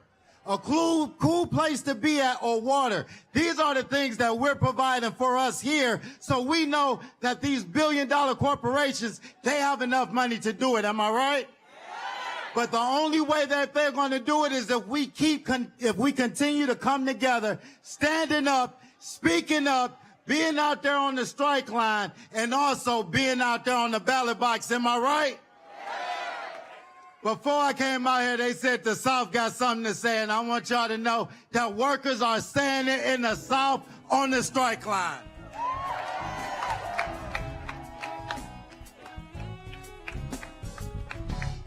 When I say wake up, y'all say rise up. Wake up. Wake up. Wake up. All right, my name is Shay Parker. I'm a union leader with USSW out of Columbia, South Carolina. I am a former Waffle House employee of 23 years, current cashier at a gas station, and I am standing here because right before my trip, I actually got carried out on the stretcher due to heat exhaustion. Dizziness, sweating, nauseous, only for my boss to tell me she's been there all day and it was okay. That is not okay, and it's not right, it's not fair. We dealt with heat and safety issues last year at Waffle House.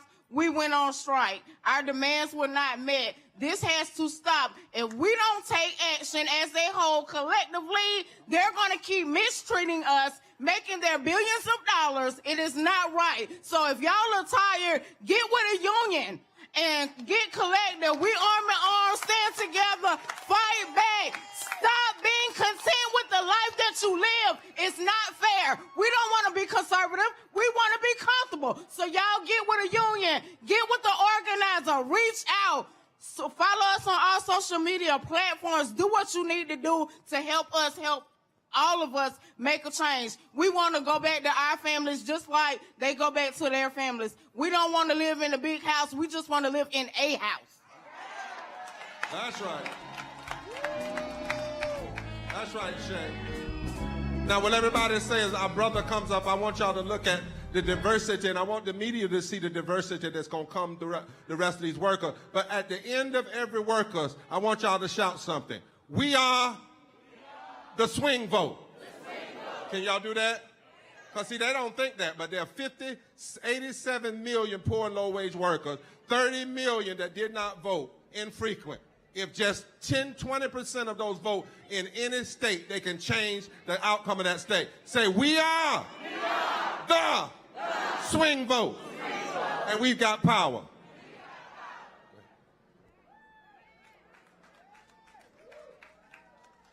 Hello, everyone. My name is William Kale. Hello, everyone. My name is William Kale. I'm a member of the Poor People's Campaign in Massachusetts and a delegate of 1199 SEIU. And also a delegate of the Greater Boston Labor Council. I am excited to be here with you today, accompanied by my three youngest daughters. My three youngest daughters, Yaviana, who is 14, Grace, who is 11, all right. And Destiny, who is 9. They're over that way.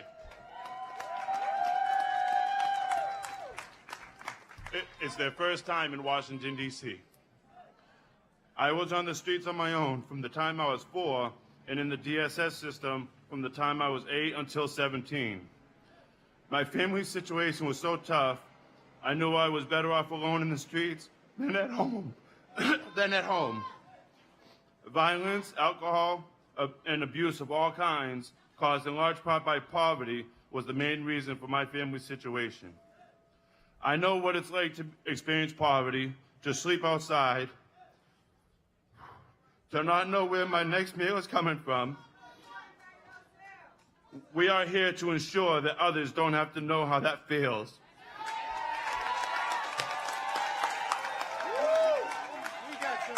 I am determined to do everything in my power to give my beautiful daughters a future where poverty no longer exists. I have worked as a personal care attendant for 20 years. As a PCA, I take care of people with disabilities in the comfort of their own homes so they can stay in their community and be as independent as possible. 60,000 of us in Massachusetts have joined together in a union. And now, as 1199 members, we are fighting hard every single day to transform our jobs and support our consumers. We are working to bring fellow consumer-directed care workers, brothers and sisters, into our 1199 SEIU union. so they can also get the benefits they deserve and support their consumers as well. That's right, my brother. Thank you so much. We got some more coming behind you. Give it up, give them a hand.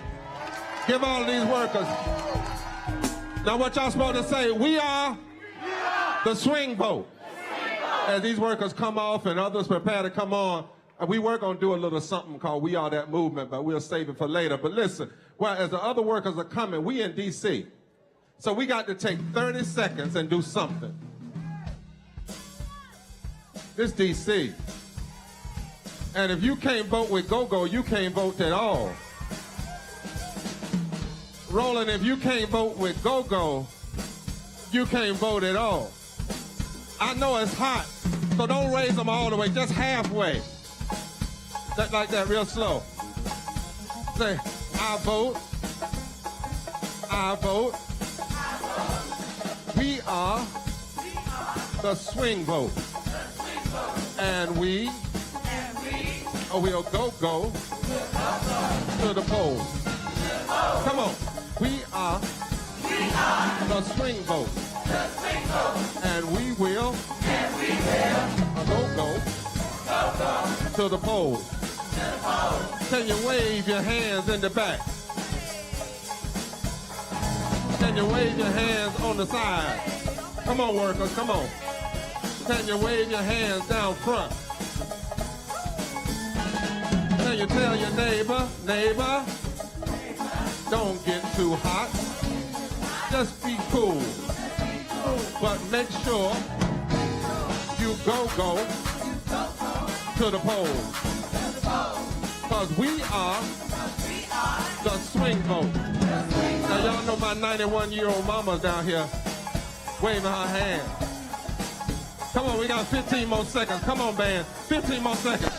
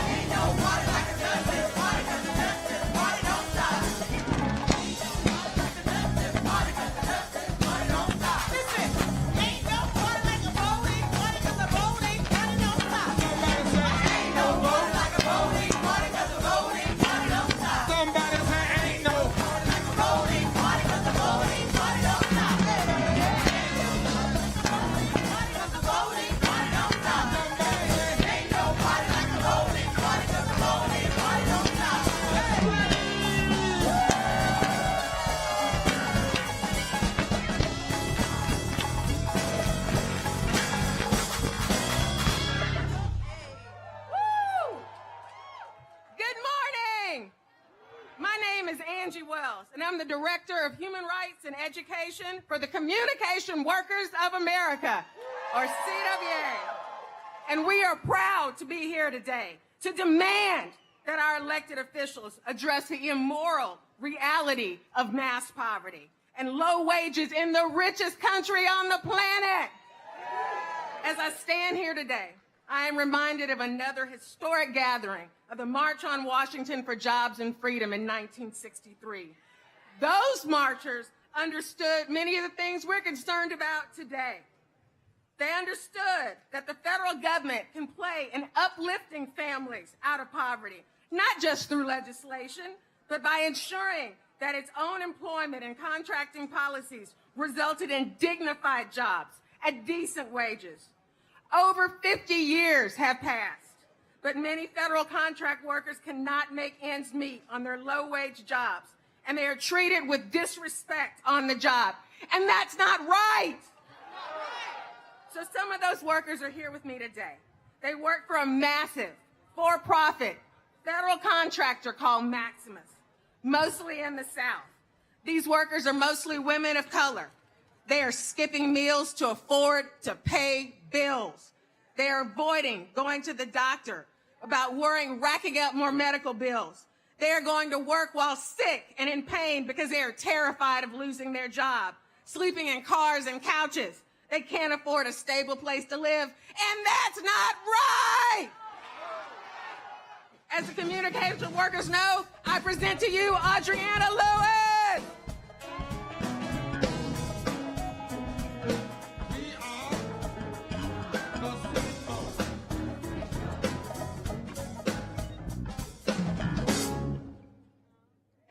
everyone. My name is Adriana Lewis, and I've worked at the Federal Call Center in Hattiesburg, Mississippi for 3 years now. I handle both the Medicare and the Affordable Care Act marketplace calls. People call me all day long with their health coverage problems, and I'm proud to help them the best that I can, showing them that I care and to get help as I would want for my family members.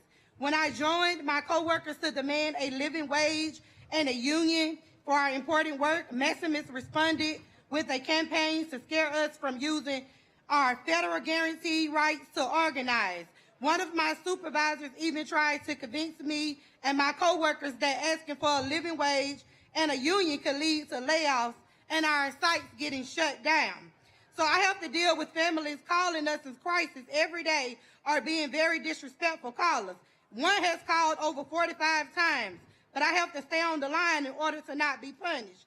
We deal with all this given on low wages and high medical costs that keep us living paycheck to paycheck.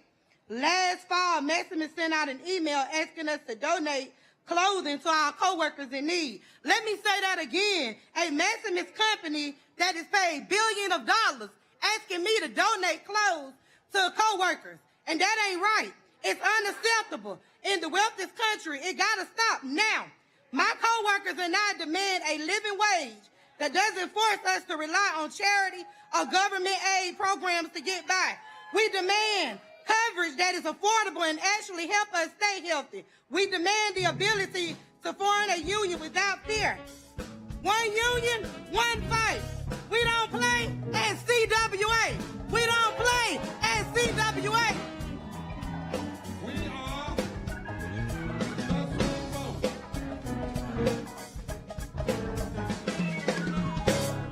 Good morning, good morning. My name is Raymond Jackson. I'm the president business agent of ATU Local 689. We represent the transit workers in this region. If you came here on public transit, then more than likely you was with one of my members got you here. That's DC Metro, Fairfax Connector, DC Circulator, Loud Connector, Metro Access. Anybody around here moving bus, it's us. With that being said, I'll say this, and everybody who know me know Ray always have a story to tell. When I was a kid, I asked my mom, I said, Mom, are we middle class? She said, no, boy, we upper poor. I said, oh my God. All this time I've been thinking I was middle class. So the first thing we did, and asked anybody in this region, who moved this region? We moved this region. ATU Local 689 have had more strikes in this region than any other local around here. And we are proud of it. Because I told my mom years later that I'm not a union leader, I'm an organizer. I organize poor people and I welcome them into the middle class. And if you go look at any contract we did, all our contracts took poor people and welcomed them to the middle class. And then we don't forget where we come from. We go back to those same communities. And we started a CDL training course, and I'm putting it out there to the public. No matter which one of these project neighborhoods you live in, we'll take you. And we'll try and help you find a job in one of our transit systems. Come on down. Who moved this region?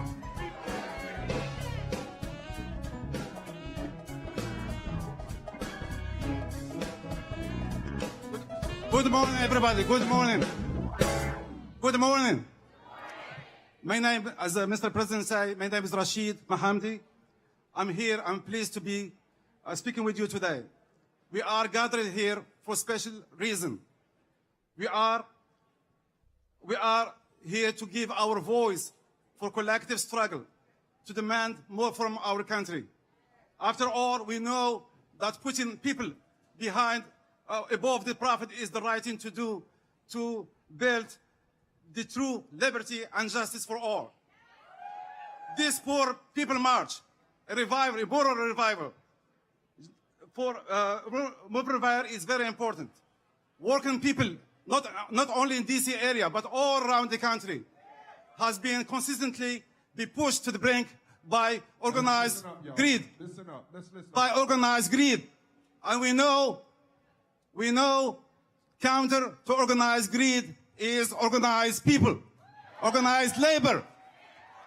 I've been working with Fairfax Connector for over 20 years. And I come from small town from Morocco. And I am American citizen. And I'm proud to be member of ATU Local 689. That's right. However, me and my sibling in labor have been often struggled have been struggled too hard against what we hoped were lyric of the past. Let me be clear. White collar, law breaking, greed, exploitation from capitalism, reinforced poverty, suffering, and inequality. What I saw from our own company, Transdev from Fairfax Connector, is evidence of that. We are the swing vote. We are the swing vote. Thank you, sir. Thank you, sir. Thank you, sir. I want you all to do something for me. Shh.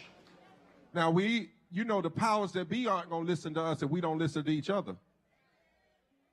So turn to your neighbor and say, now, we can't start talking. We got to pay attention to the stage. Because you know if a camera's out there and they see y'all talking like you're not paying, the camera going to turn off. And we want the news to hear this, right? So everybody help police one another with love. Say, let's pay attention. Because they're speaking for us. We are the swing vote. Swing vote. Say it. The swing vote. Working people, make some noise. Greetings, Reverend Barber. Poor People's Campaign. My name is Dante Harris. I am a United Airlines flight attendant and the International Secretary-Treasurer for the largest flight attendant union in the world, the Association of Flight Attendants, CWA. I've got a question for all of you. How many of y'all think that working people should be paid for every hour, every minute, and every second that we're on the job? Well, let me tell you something. Flight attendants are not paid for all the preparation time, the safety checks, the passenger boarding, or flight delays. We're also not paid for any time between flight segments. But I have another question for you all. How many people think that workers who do the same job, have the same federal qualifications, wear the same uniform, should get the same pay? Well, let me tell you something else. Regional flight attendants who fly routes for carriers such as United Airlines, American, Alaska, Delta Airlines are paid a fraction of the pay that mainline flight attendants get. These regional flight attendants work for companies like Endeavor Air, Horizon Air, Air Wisconsin, Mesa, GoJet, Silver, SkyWest, Piedmont, Envoy, and PSA. Many of you don't recognize these names, and their flight attendants are often in the shadows because United, American, Alaskan, and Delta brands are on the side of those airplanes, and passengers aren't aware of those differences. Well, I'm here to bring them out of the shadows and into the light. When I say same job, you say same pay. Same job. Same job. Same job. I want to introduce you to one of my colleagues, London Lester, a member of AFA-CWA and a flight attendant for PSA, which is a wholly owned subsidiary of American Airlines. London Lester is here to tell her story. We are the swing vote. Hello, everyone. My name is London Lester, and I've been a flight attendant for 17 years, and I am proud to represent 1,500 flight attendants at PSA Airlines, as well as 55,000 flight attendants at 19 other airlines, and the Association of Flight Attendants, CWA. I want to start by thanking the Poor People's Campaign and Reverend Barber for all of your incredible work to uplift our stories.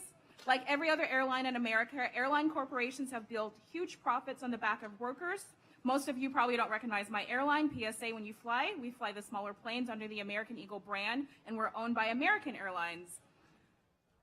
We wear the same uniforms, we do the same work, but our corporate bosses have created tiers between regional and mainline so that they can pay a huge part of workforce's poverty wages. That's why it's important for us to come together, and why AFA-CW is proud to be a part of the Morale March on Washington at the polls. We can't be silent and we can't be divided. We are stronger together, better together, and together we have the power to create change. Thank you so much. Same job. Same job. Same job.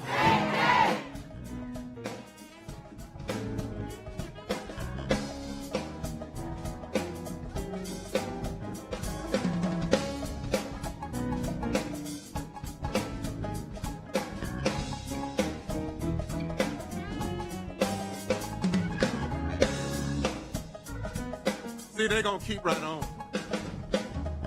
While I'm a preacher, I do know how to dance, you know.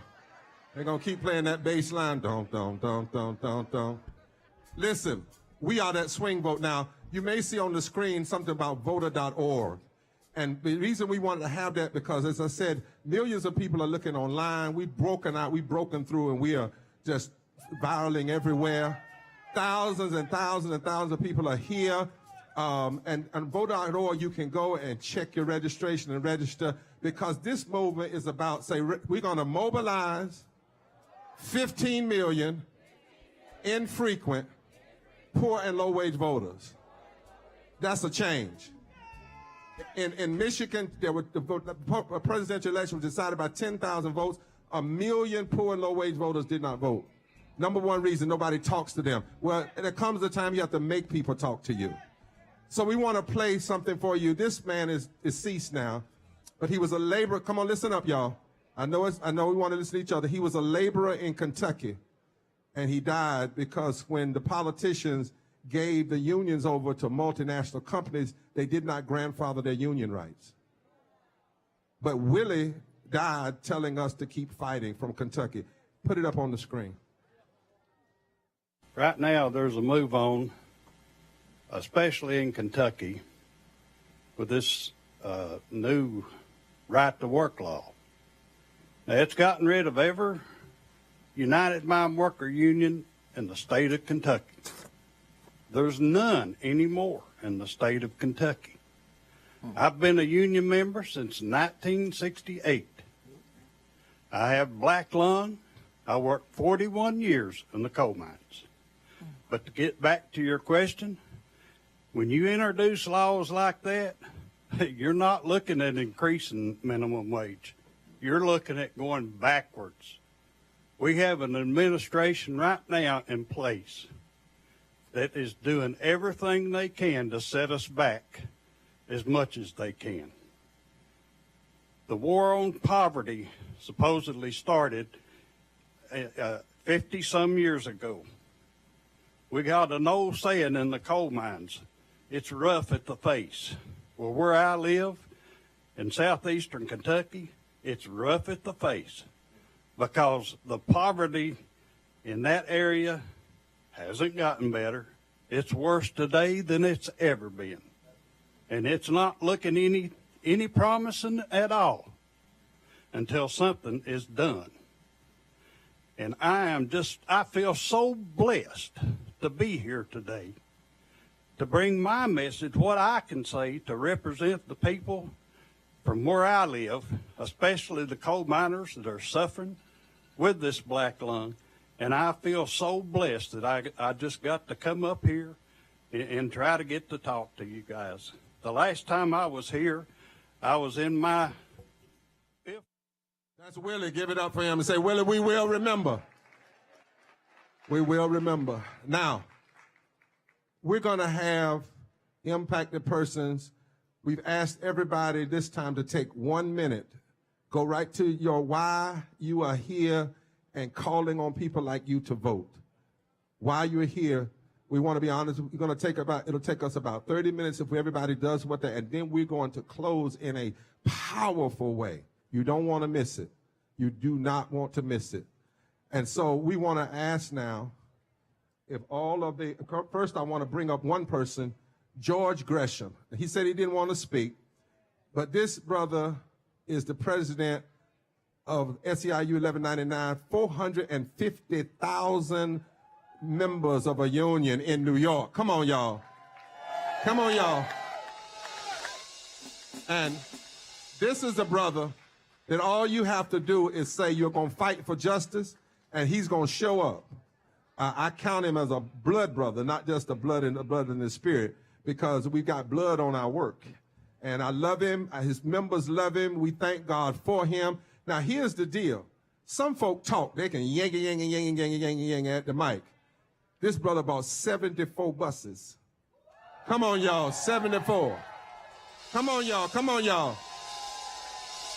Where's Jeff at? And Jeff was over there organizing. and bringing it with him. He said, Reverend Barber, I don't even want to say anything. I said, but you got to let the people see you. I want y'all to give a big round of applause for George Gresham, our leader in this time.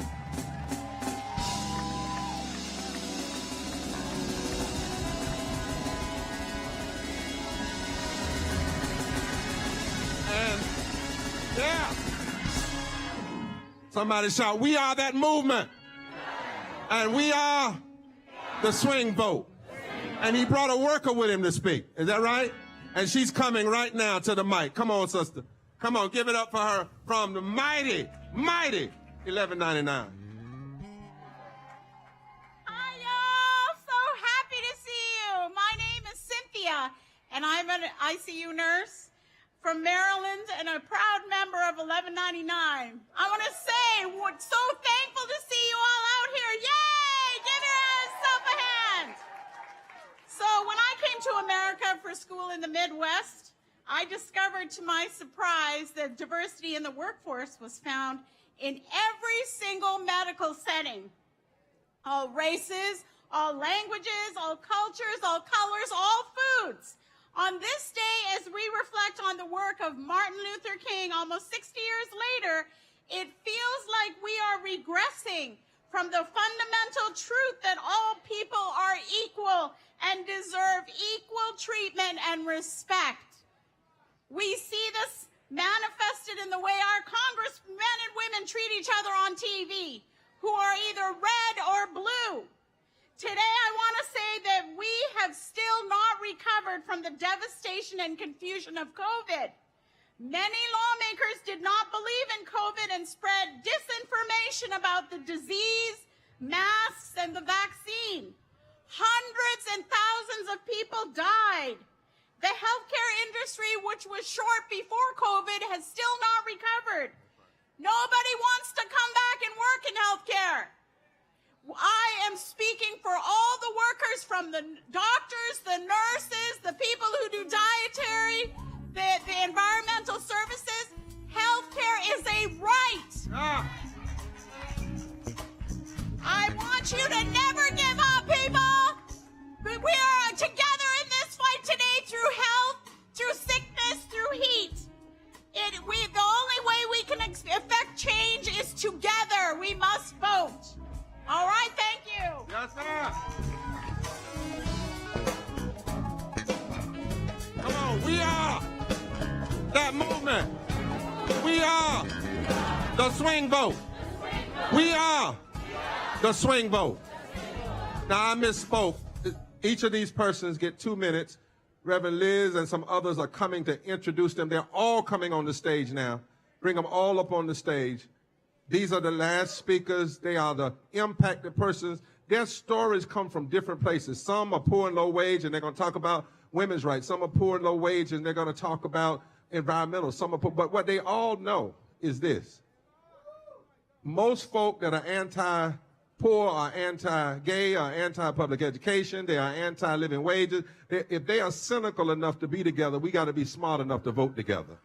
Is that right? So bring all the folk up, everybody from each group, bring on up. Reverend Liz is going to introduce this first group. They're going to come, then the next group's going to come, next group, and then we have a powerful, don't you leave, because we came to do work today.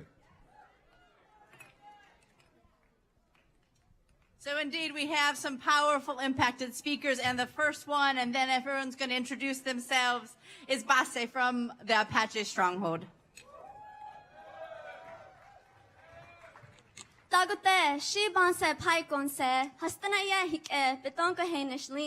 Hello, my name is Basse Pike. I am Cherokee Apache from Arizona, and I come from the Old People Standing in the Road clan and the Last People Coming band, a resilient lineage.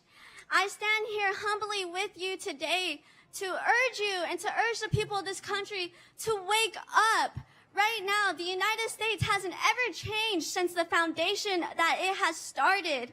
And it only has evolved to spread the lies and deceive our children and our people. And right now, I am fighting to protect my religion. I am fighting to protect my sacred sites. Right now, with the Apache Stronghold, we are in a court case with the United States, and the United States is telling us that we have no spiritual connection to the land, when all people of faith know that the Spirit is within the land, that God created the land with the Spirit. And how are we supposed to continue in this world if there is no land, if the corporations continue to strip minerals away? It is not right. I pray and I urge you all to remember that it is Nuggle's Son, Mother Earth, that allows you to breathe every day, that allows you to wake up and live and eat every day. So, don't forget the foundation of all of us, Mother Earth, Nuggle's Son, and Yosin, the Creator. Thank you, and Ahiya Sean, I pray that when you go to those ballots, that you make a moral decision, and our leaders make a moral decision. Ahiya Sean. Yeah! We are the swing vote. My name is Wayne, and I'm from Wisconsin, and my story starts by saying I had a medical year in 2009, and by stating our healthcare system is broken, the most expensive in the world, does not provide world-class care, thus denying a basic human right to millions of poor and low-income workers, among others. I was insured but could not access health care because of deductibles for 10 years. By 2009, I could not walk without a bad limp. I had a growth on the back of my neck the size of a 12-inch softball. I felt and looked like the hunchback of Notre Dame, outcast from society. In January 2009, I fell on black ice due to lack of mobility. I had surgery to fix my broken bone near the ankle, rotator cuff surgery. In March, the church luckily had insurance to cover my deductible, so I followed through with hip surgery in July. The insurance company paid for 3 surgeries instead of the one I originally needed, thus driving up the cost of health care for everyone. Poverty is the fourth leading cause of death in the richest country of the world. I personally knew 2 people who died because they were denied their human right to health care. Sadly, these cases are the norm and not the outlier. I am here today to say that we already would have had a solution if state and national elected leaders did not have access to health care greater than the least of whom they serve. We demand universal health care. Prior to joining the Poor People's Campaign, I had lost hope of ever seeing change that would protect the future of my 9-year-old granddaughter who is with me today and the suffering of all people who lack affordable access to health care. I learned by joining PPC that we have the power to change the system together. We just need to exercise the power by voting. Poor and low-income people, over 1/3 of the electorate of this country, join us, and together we are the swing vote. That is not saying to vote red or blue, but rather to say vote for candidates that support universal health care. Raise our voices together. We won't be silent anymore. We won't be silent anymore. Are you listening, Washington? Thank you. We are the swing vote.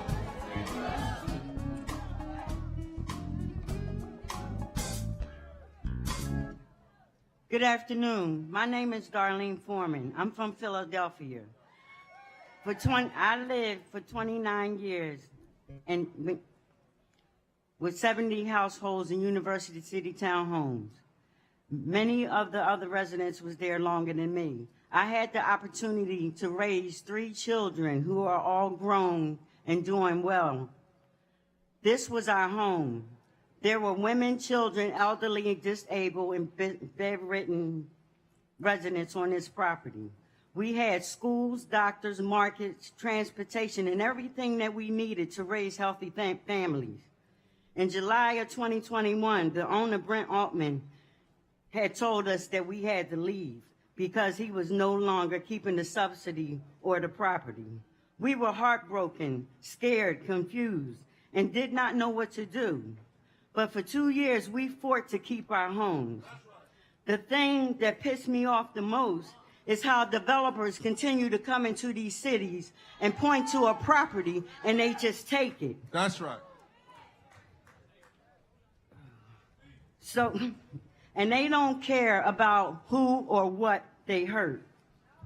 The day the bulldozers came to tear down the property, Me and some of the residents were standing there watching. That broke everything that I thought that I had left in me. But you're still here. Give her a hand. Come on. I'm sorry. Come on. You're still here, sister. These people come to our cities and they break up our communities and our neighborhoods and our families just for a profit. I'm so sick of them doing that to us. When I came to Washington and saw the same thing was happening here, it's disgusting. It makes no sense. And they continue to do it to millions of people around the country. With that said, we have to stand up and fight. That's right. The people in Congress and make them stop doing this to us. That's right, sister. We will fight together. We will stand up and fight together in power. We won't be silent. That's it. We are the swing vote. We are the swing vote.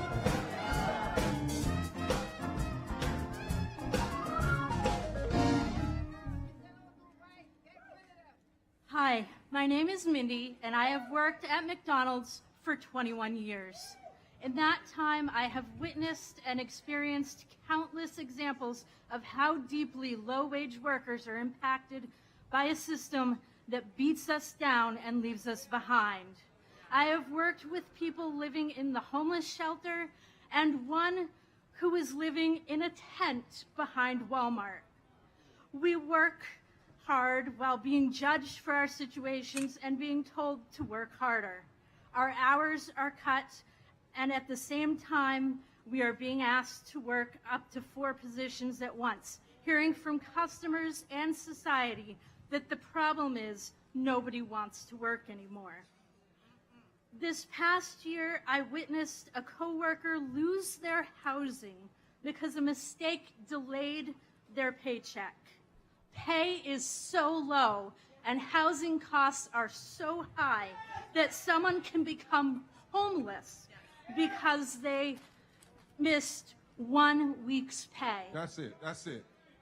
Now I want you to imagine you are the sole caregiver of a parent who is almost completely bedridden.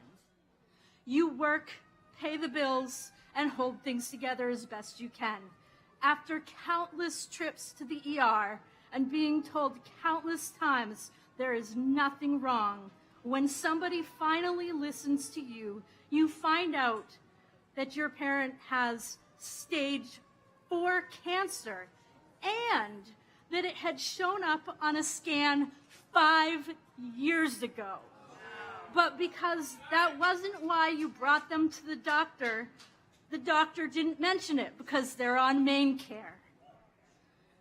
Your parent has just been given a death sentence by a broken and inaccessible healthcare system. This, my friends, is a true story. And it is these stories, the stories of people who show up at 4 a.m. so that you can have your morning coffee, who are told their job is for teenagers and that they deserve their low wages and lack of benefits, that brought me here today. We deserve better, and we have the power to fight. That's right. Thank you. Now listen, y'all, as she says that everything they're talking about can be changed through policy. And every policy can be changed by who you put in office.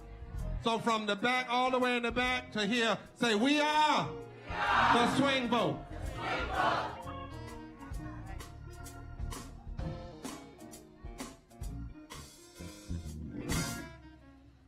My name is Gabby Madriz, and I'm the Chief Operating Officer of the American Association of People with Disabilities. I am also a proud queer, Latinx, immigrant, formerly undocumented, disabled woman.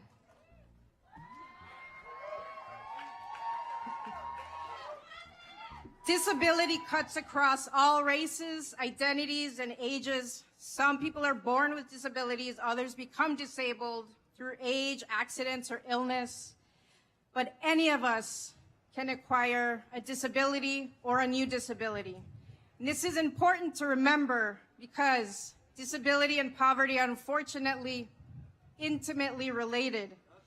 Being disabled can lead to poverty, and being poor can lead to becoming disabled or worsening disabilities. Many of you here already know that. You've experienced that. Maybe you know a newly disabled person who now can't get a job and finds themselves in poverty, or you know a disabled child who's developed anxiety and depression because they can't access accommodations in their classrooms. Our current systems are failing people like us. And I need you to repeat after me. We demand better. We demand better. In the U.S., disabled people are twice as likely as non-disabled people to live in poverty and far more likely not to be able to afford food and rent. And Black disabled people and disabled people of color face even higher barriers due to systemic racism. We demand better. Disabled people should not be an afterthought. We need to center our fights for justice around them. That's right. Seeing you all here brings me hope. And I'm going to bring on a colleague, an intern for AAPD, who is a remarkable young woman who mentors young people who are also disabled to tell her story. Thank you. Give it up. We are the swing vote. Hi, I'm Emily and want to share my story. I'm proud from Miami, Florida. In high school, I remember being stuck in class. I didn't want to be there and just really ready to leave. I kept thinking and telling myself, why am I one of those students that can't pass the Florida Standard Assessment exam? Why is it like that? Why does it feel like this exam defines my future and to have a career in this life? I was frustrated, angry, and of course disappointed in myself. But that's how the system was created. I remember I was called to a regular schedule for the individualized education program, regular meeting with my family and teacher. I'm tired of going through the same cycle. As I entered the meeting, in front of me was my mom, my math teacher, and my special education teacher. 5 minutes into that conversation, my math teacher looked at me in the eyes and said, "Emily, you're a great student. I know you have done enough. But I believe this is the time for you to drop out or leave the International Baccalaureate program. You know, to reduce your stress and prevent your epilepsy." And there were people that were there that agreed. My hands were jittery. I was mad at the world. Why is this happening to me? Why does I feel like the world is falling apart? But the public education system and the people around us they don't believe in us. My child wanted to give myself a hug. I wanted support. I wanted to be loved and say that we could go further. I want a world where disabled people of color can receive accommodations and have a support system. Anytime and anywhere. A world that believes in us. This is why I am here today. I am here to make it clear that it provides of all of us. Together, our actions, faith, and trust will take us anywhere, and this is why we demand our candidates and our elected officials to support us here and every day. That's right, that's right. Come on, we are that swing vote. This side will take a seat. While they're taking a seat, give them a big hand. Come on, give them a big hand, everybody. This is going out all over the world. This is the basis for us mobilizing how many? 15 what? Say 15 million. Poor, low-wage, infrequent voter. So we have power. Now, we want you to do something. Play that a little bit. I ain't going to let nobody turn me around.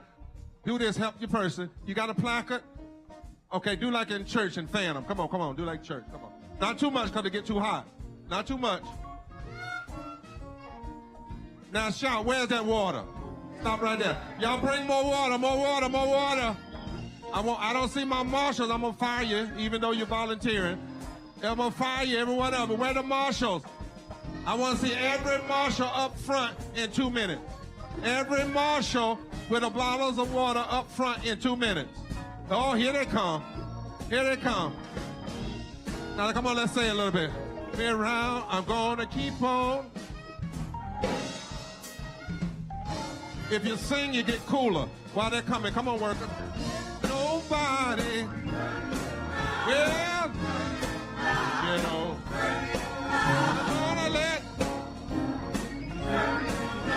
gonna keep on. Shanique. Come on, next pack, come on.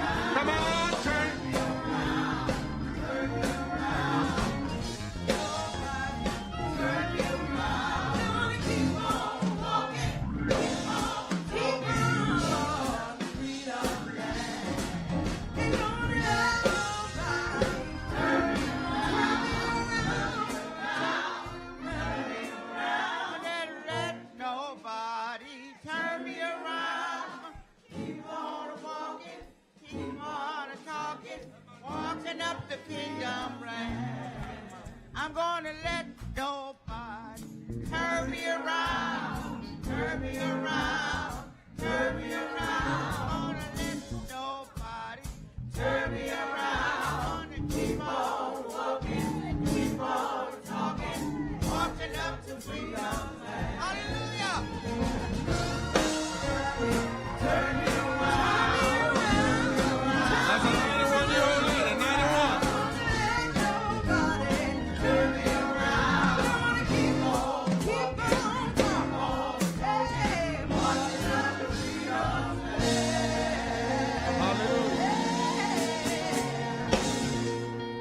Y'all didn't mind me letting my 91-year-old mother have a little bit of that, did you? All right. You saw she almost got up and started shouting because, you know. Here you go. Y'all got the spray?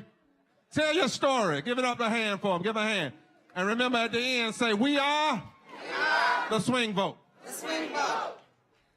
Good afternoon, everyone. My name is Danielle Holmes from Mississippi. I'm the senior social justice organizer with Repairs of the Breach and the Poor People's Campaign. I have the honor today of introducing speakers from across this country, starting with Alabama, Poor People's Campaign, New Jersey, Poor People's Campaign, Kentucky, North Carolina, Florida, and Mississippi.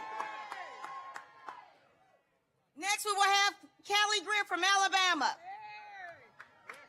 Hey, family. My name is Callie Greer. I live in Montgomery, Alabama. Alabama is the 6th poorest state in the country, a state that couldn't find money to expand Medicaid that would have helped save my daughter Venus's life, but found money to build the country's most expensive prison in the history of the United States of America. They used $400 million of COVID relief money to help build this building. We know this ain't an Alabama thing. This is an American thing. So mothers, daughters, sisters, wives, all over the country are burying their children and loved ones because of the lies being told to us about lack and scarcity, lies about not having enough, lies to make us look lazy and make us feel unworthy for the bare necessities of life. But today, I stand before you. I stand before you, with you, and for you, to all the mothers, daughters, sisters, wives, and say to you, I see you. I hear your silence wailing for our children that are no more. And we ask you to join us in solidarity to fight and change the agenda that will stay the same as it was before. If we do not fight and vote on November 5th, 2024, this year, don't waste your pain. Use it for change. Your pain is powerful. Somebody's killing our children, and won't be silent anymore. That's right. We are the swing vote.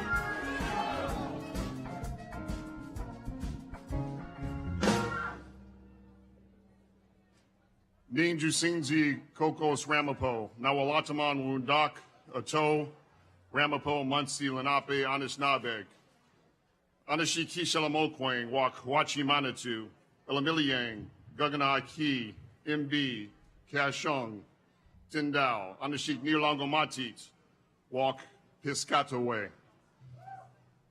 Hello, I'm Al from the Ramapo Munsi Lenape Nation in what is now New Jersey.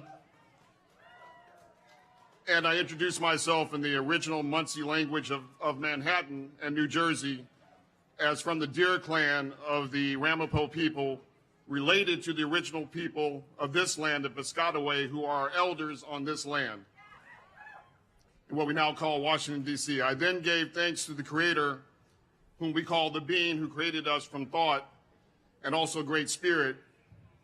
The thanks is given to our Mother Earth, water, wind, and fire.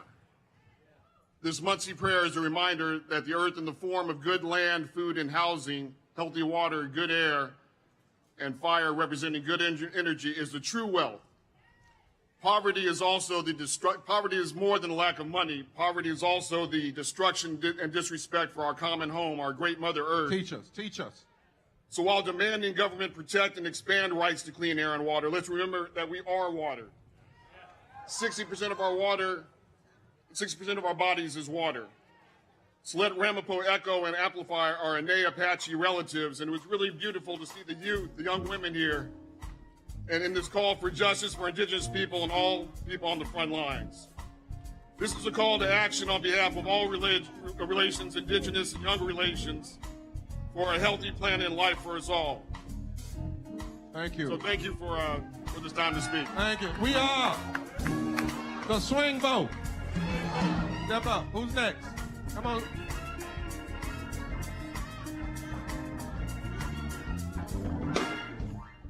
Ain't no crime to be homeless. Ain't no crime to be homeless. My name is Tana Fogel, lead organizer for Kentuckians for the Commonwealth. To God be the glory. Can't do nothing without him. I know you're hot. I know you're tired. But if you do not register to vote, and if you don't go to vote, then this is for nothing. Because I just heard we are the swing vote. Can I hear it? We are the swing vote. We are the swing vote. Kentucky is ready to rise. We have traveled 9.5 hours on a bus. Forward Justice, Street Voice Council, Vocal, Kentuckians for the Commonwealth to stand in solidarity. Nothing is more important than the vote. So I want you to put your hands, just dig down, just for a little bit longer, and shout and scream. But it goes to deaf ear if you do not get out and vote. How many people out there is not registered to vote? Be honest. We'll register you today. Get out and vote. Stand for justice. Ain't no crime to be homeless. Ain't no crime to be homeless. Ain't no crime to be homeless. Ain't no crime to be homeless. Ain't no crime to be homeless. Thank you. We are the swing vote.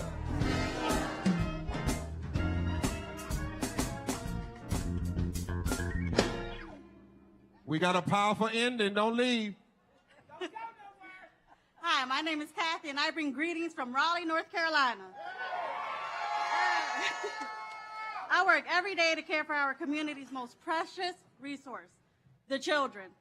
Childcare is hard work, and if you don't believe me, I got a couple kids back home that y'all can watch for a day, and y'all let me know how that goes. But our so-called leaders in North Carolina refuse to fund early childhood education the way it needs to be. That means me and my colleagues are low-wage workers, even though we're doing some of the most important and hardest work in the state. I have coworkers who have gone homeless. Yes, that's right, homeless. And they still wake up and choose to work with these children every day. That's just not wrong. It's criminal. In North Carolina, we have funding cliff tomorrow, June 30th. If the state does not fund early childhood education, then 3 of 10 daycares are at risk of shutting down. We decided that enough is enough. We marched on March 2nd with states across the nation. We called until they stopped answering their phones.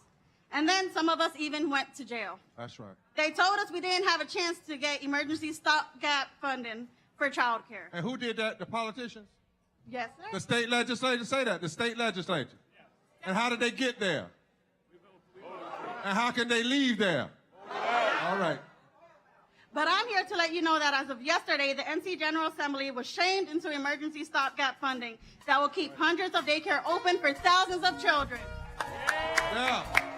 When we fight together, we can win, even in places like North Carolina General Assembly. When we come together, we can turn this nation upside down. Forward together. Now, somebody shout, we are the swing vote. Now, brothers and sisters, they don't want us to believe this because they've been telling us so long that there wasn't but 37 million poor folk. You're not poor if you make $13,000 a year. All these lies, we are destroying them. There are 140 million of us. And there are 87 million of us who have votes. And 30 million didn't vote. And just 20% of that can change things. Say, we are the swing vote. Those of you that are in the back, we want you to come forward. Some come forward. Way in the back because we got a powerful closing and we need everybody to be a part of it. So start walking this way. Next speaker. Next speaker. Hello, everybody. I am Felicia Gilliard and I'm from Tallahassee, Florida. I come to you all today. I lost my granddaughter due to gun violence. She was just 17 years old. She had just graduated from high school at the age of 16. She was currently in college, and she had a great future ahead of her. She was also a YPD youth minister in the church. She had 2 businesses, 1 full-time job. She was a CPA. She was a very happy young lady, right. And she had accomplished a lot, and she was very happy for her accomplishments, being that she was just 17. And let me ask you a question, sister. And why does that make you want to tell people to vote? Why is it that because you lost, what is it that you want to say to America about voting and why? Well, what I would like to say, because it's at the end, I would like to say, and it happened again a few weeks ago in Tallahassee. We just had another one. Also, if you don't vote, it'll continue to go. And I don't want to see we're losing so many kids all over. Is that because the politicians keep passing these gun laws and letting everybody? That's what I wanted to get to. Yes. If you care about her daughter, yes, you got to vote for politicians that don't keep putting guns on the street. Yes. Is that right? Yes. That's what we want to say. Say for your daughter. Is your daughter? It's my granddaughter. Your granddaughter. What's her name? Her name is Marlacia Kitchen. Call her name, everybody. Marlacia Kitchen. Call her name. Marlacia Kitchen. And say, and for Marlacia. We will vote. Give her a hand. Give her a hand. Come on, all the way from Florida. Thank we you are. all. Thank everybody. The swing vote. We are. Come on. Swing vote. I want y'all to see these are people mixed up. It's not just workers, but it's all about poverty and low wages and why we have to stand together. Come on, brother, talk to us. Thank you. As my brother said, water is life. I'm coming to you from Jackson, Mississippi. We wake up with a daily fear of being exposed to toxins in our water, our family, our community. This is our reality. Either we see brown water, which we know is dirty, or we have tinted water, which we don't know how long we'll have to rinse it out until it's clear. My 3-year-old has now gone 4 consecutive days without sitting in the bathtub because the water is consistently tinted brown or just plain dark brown. And who creates that? Who makes it like that? The politicians. Say that again. Vote in there. The politicians and those that we vote in there. The state of Mississippi, the politicians in Mississippi have failed us, to your point. The EPE has failed us. The refusal to put people before profit, the refusal to put people before politics has failed us. There's an entire Mississippi delegation along with me representing these horrors. This is not just me. There's been a breach. When the governor of Mississippi pulls a water truck full of clean water in front of his mansion, we sit there and can't drink water, there's been a breach. When Mississippi has introduced 36 voter restrictive bills since 2020, which 3 have passed, There's been a breach. Tell the story. That breach must be repaired. Poor and low-income folks make up over 43% of Mississippi's electorate.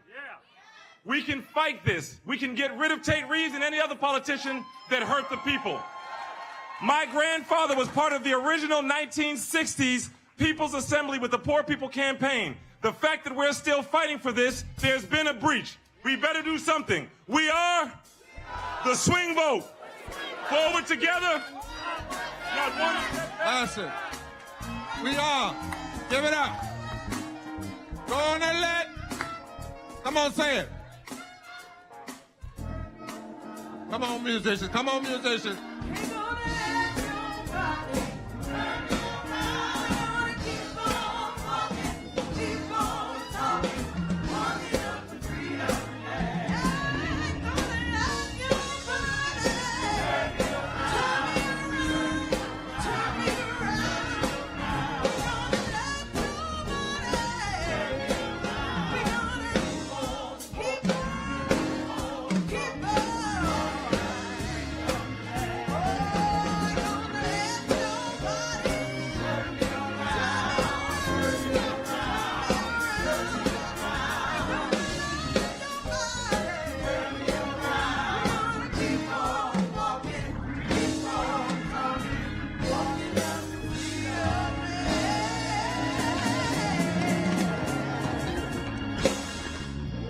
America, these are the bosses. These are our final bosses. They represent that 140 million. Those of you that are in the back, start making your way. I know some of you on the tent. We want to be together for this powerful closing. Make your way, make your way. Don't have another rally, have one rally. Say one rally. One rally. Say one band. One band. One sound. One sound. One band. One band. One sound. One sound. All right, Mayors and Clinton. All right, good afternoon, y'all. My name's Clinton Wright, and I'm a senior justice organizer with Repairers of the Breach and the Poor People's Campaign. My name is Madison Ashley, and I'm also a senior national social justice organizer with Repairers of the Breach and the Poor People's Campaign. And we have a powerful group of impacted testifiers for y'all this afternoon. We're excited to introduce folks from Maryland and Texas and Virginia, Michigan, Washington, D.C., Mississippi, Ohio. That's right. Followed by testifiers from Louisiana, Washington State, Massachusetts, Illinois, and West Virginia. Let's give it up, y'all.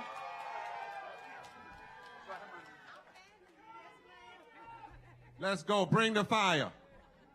Talk to America today. Starting with my sister right here. We need this mic on. We need this mic right here.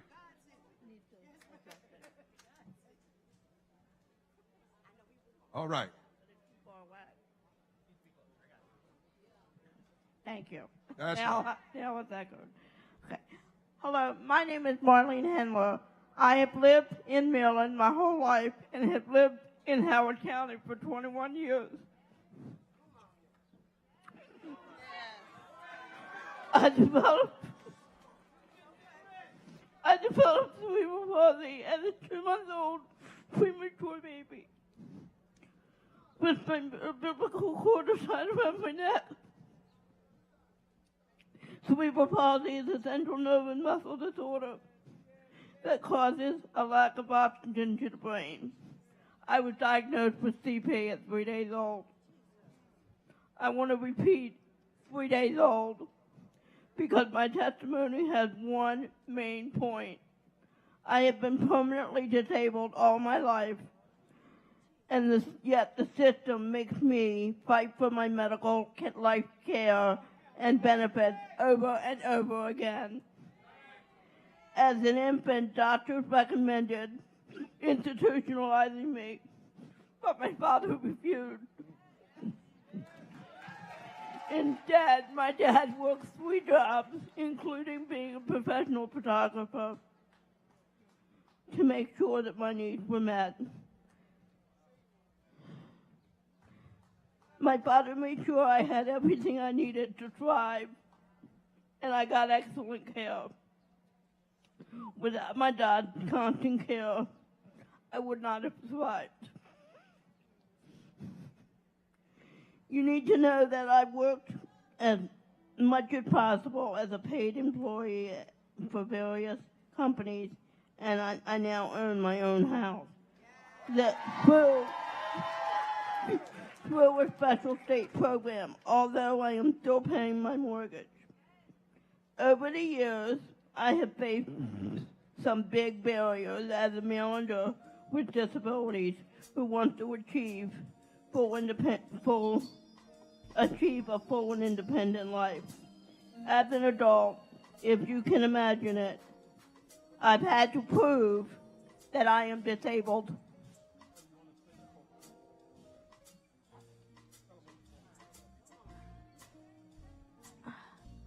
It is very important to vote because the budget cuts throughout the United States affect people with disabilities. We have to make sure they do not cut the program for people with disabilities because it costs more for them to live in institutions and group homes than it is for them to live in the community. We want to be able to stay in the community. So it's important to vote. Amen.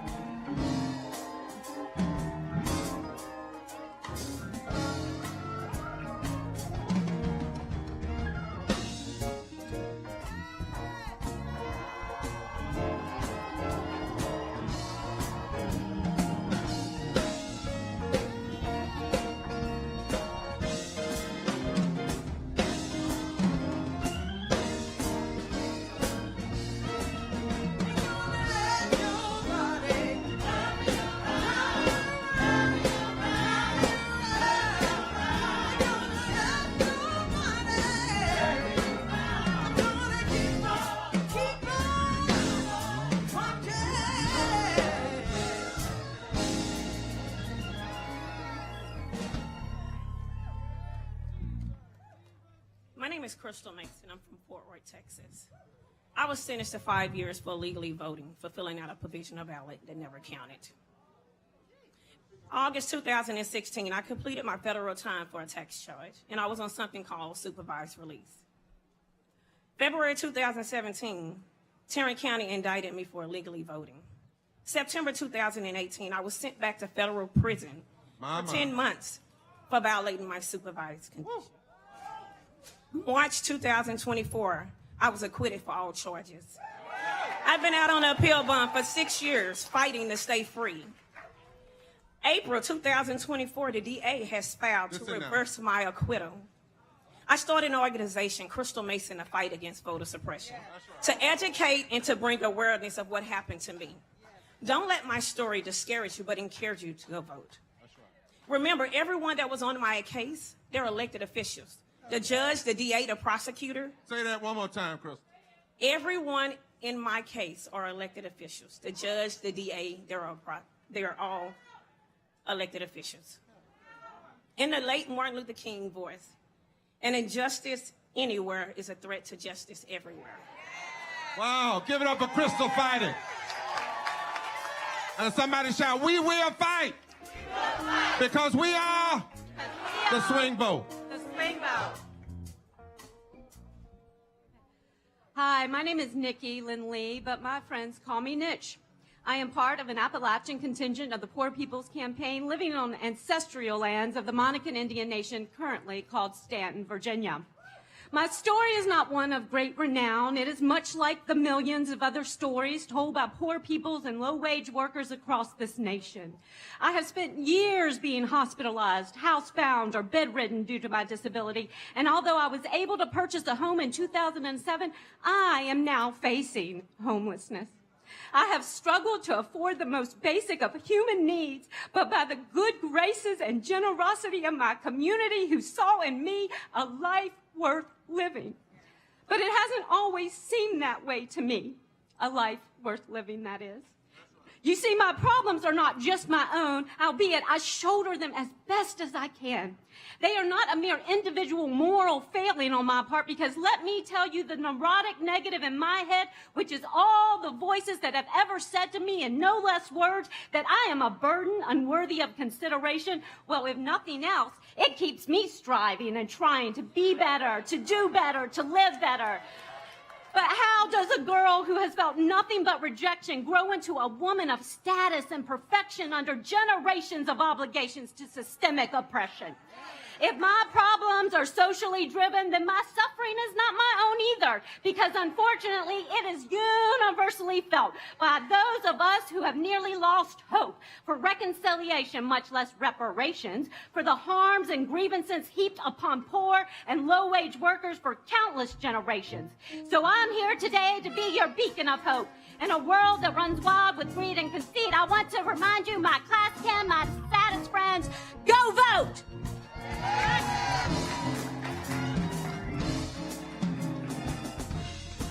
Come on and shout it. We are the Swing Vote. Good afternoon. Good afternoon, everybody. My name is Ralph Gaines. I'm from Detroit, Michigan. I'm here to talk to you briefly on the top of why we need quality health insurance. As a person from Detroit, I suffer with mental health, along with other medical problems, and I find myself questioning, should I go to this mental appointment or should I pay for my meds? With quality insurance, we'll be able to take care of all of that. Medicare is something we need, not a want. I encourage you all to get out and vote, and let's be the change. If you're going through mental problems, seek help, because we all need someone to talk to. Thank you guys for coming. Say, we are the Swing Vote. We have not lost our fight. Hi, my name is Angie Whitehurst. I identify myself as an American woman, black, female, U.S. citizen, and a native Washingtonian. I do not have a governor, a senator, a congressperson. I have no vote in the national system. I live on the edge of becoming chronically homeless again from not having living wage, trust fund, or a 20-year retirement package. Healthcare changes from year to year, and so does the money need. I'm going to skip to the bottom of my message because it's most important. A beautiful document that I cannot access, even legally, because I am a resident of a territory that gives no access, no power, no authority of enforced checks and balances. You see, I am old, reconstructed Jim Crow and the current high-tech Uncle Artificially Intelligent Crow. I am just one person. It takes a nation of individuals and communities and states to advocate statehood for the territory of the District of Columbia. One more. I live in a U.S. territory, and I am asking all of you to stand with me and the residents who live in this city to have statehood, a promise guaranteed by the U.S. Constitution. I need your voices, advocacy, and your votes. Take one step forward. Forward together.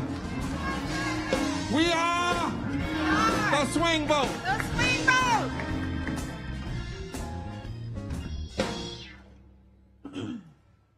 My name is Chera Sherman Breland. I'm here today for my dad. I will not be silent anymore. I grew up in the deep south of Mississippi. William Faulkner said, to understand the world, you must first understand a place like Mississippi. I agree with that. Growing up in Mississippi as a poor little white girl was both a blessing and the bane of my existence. We grew up so poor that sometimes the community would come together and help us. Let's just know. The construct of racism is so ingrained in who we are and how we make our decisions, especially political decisions. 43% of Mississippians are poor and low income. Teach us, teach us. 75% of those low income families are white. They're white, sister. Yes, yes. You don't hear me. Let's listen. During the height of the COVID pandemic, counties living in poverty lost loved ones at a rate of 5 times higher than the wealthy counties in Mississippi. Wow. They believed their conservative extremist president when he told them that it was a hoax. They believed him when they told them that the vaccine was not safe. My father was one of them. My father was the greatest man I ever knew. I named my son after him. Yes, yes. He was my person my entire life. He fought for me every single day of his life. Yes, yes. And I will fight for him. Yes. After 3 weeks of excruciating struggle to survive in a cold and lonely hospital room, COVID took my dad's life. Political expediency murdered him. That's right. And what did they do to stop it? Nothing. We lost 1 million Americans to COVID, and no one helped us. We must get out and vote for people that are going to help us. That's right. White, poor Americans believe that we are better than black, poor Americans as long as we vote for the wealthy white Americans. We are all the same. Thank you, sister. That's right. We all have the same struggle. And if you are voting against your own well-being, you are possibly putting your parent or your child in the grave. Give a hand. Yes.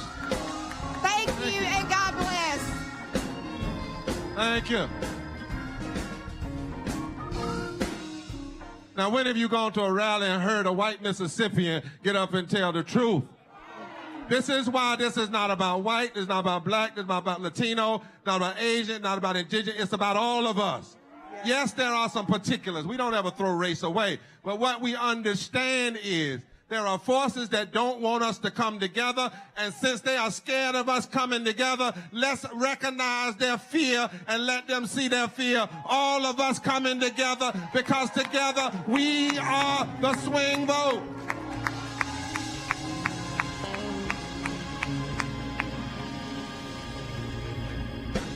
Come on, y'all, begin to make your way up closer. We're almost there. My name is Joyce Kendrick, and I live in Middletown, Ohio. I'm also the very recent widow of Jeff Kendrick, who died 6 days shy of his 57th birthday on September 11th, 2003. On Friday, that's September 8th, 2003, we had an appointment to see a doctor because his leg was swollen and painful. We arrived on time, and we were turned away when we tried to check in because we didn't have a $35 copay. We were sent home, told to keep an eye on his leg and return on Monday. We came back after borrowing the money on the weekend. We were ready to go to his appointment. Before it was time to leave, Jeff told me that he was tired. He was going to lay his head down on his desk and rest before we went. When I went to check on him 90 minutes later, he was cold and stiff. The swelling in his leg was a blood clot, and it killed him instantly when it broke away. For the lack of $35 on Friday, my 56-year-old husband was dead on Monday. He was one of 799 others who died that day from poverty, the fourth leading killer in the richest country in the world. This is unacceptable. My Jeff should be here today. In Ohio alone, over 830,000 people lost their Medicaid coverage, more than we expected. I shouldn't be a widow. That's right. Give it up for Jeff. Come on. Say his name. His name is Jeff Kendrick. Jeff Kendrick. Say his name. Jeff Kendrick. Say his name. Jeff Kendrick. And we will vote. Say, we are the swing vote.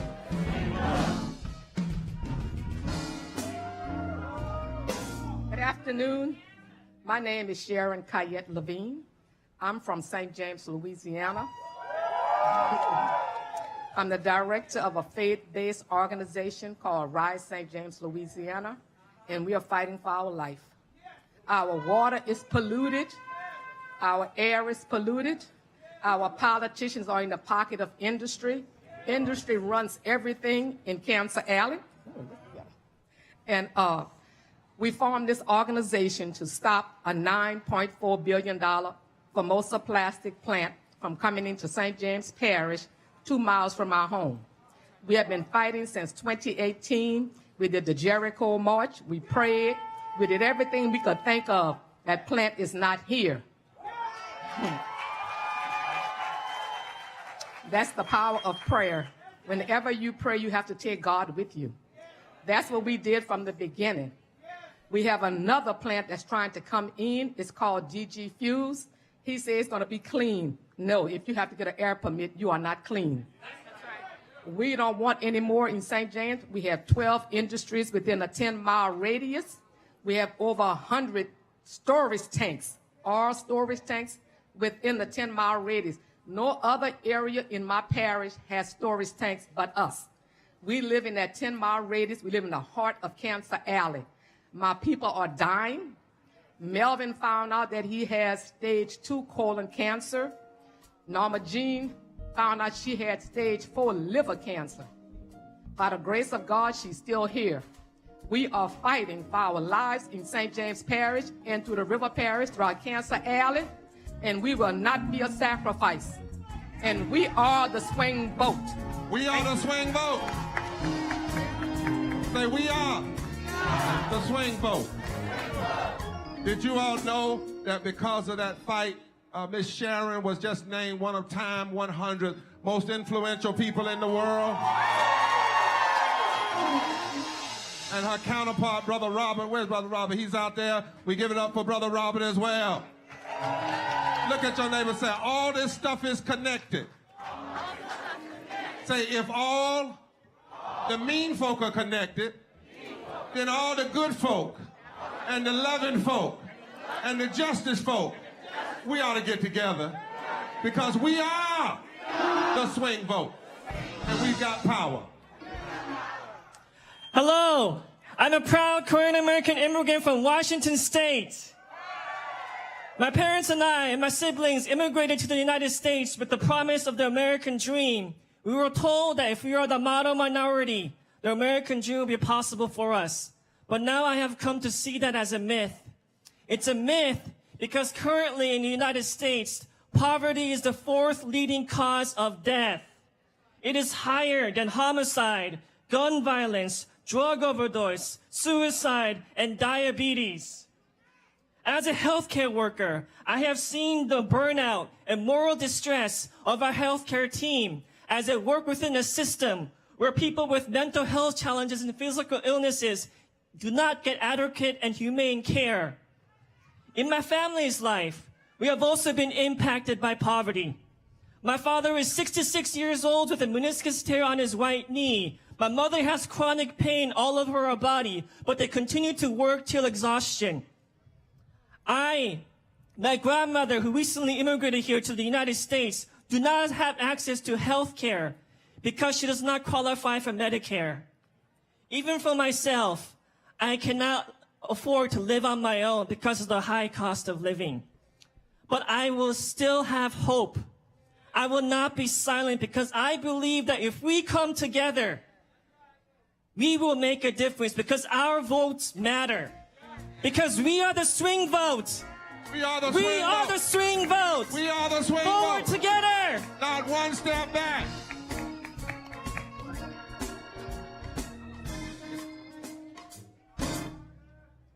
My name is Savina Martin, and I live in the 8th Congressional District of Massachusetts.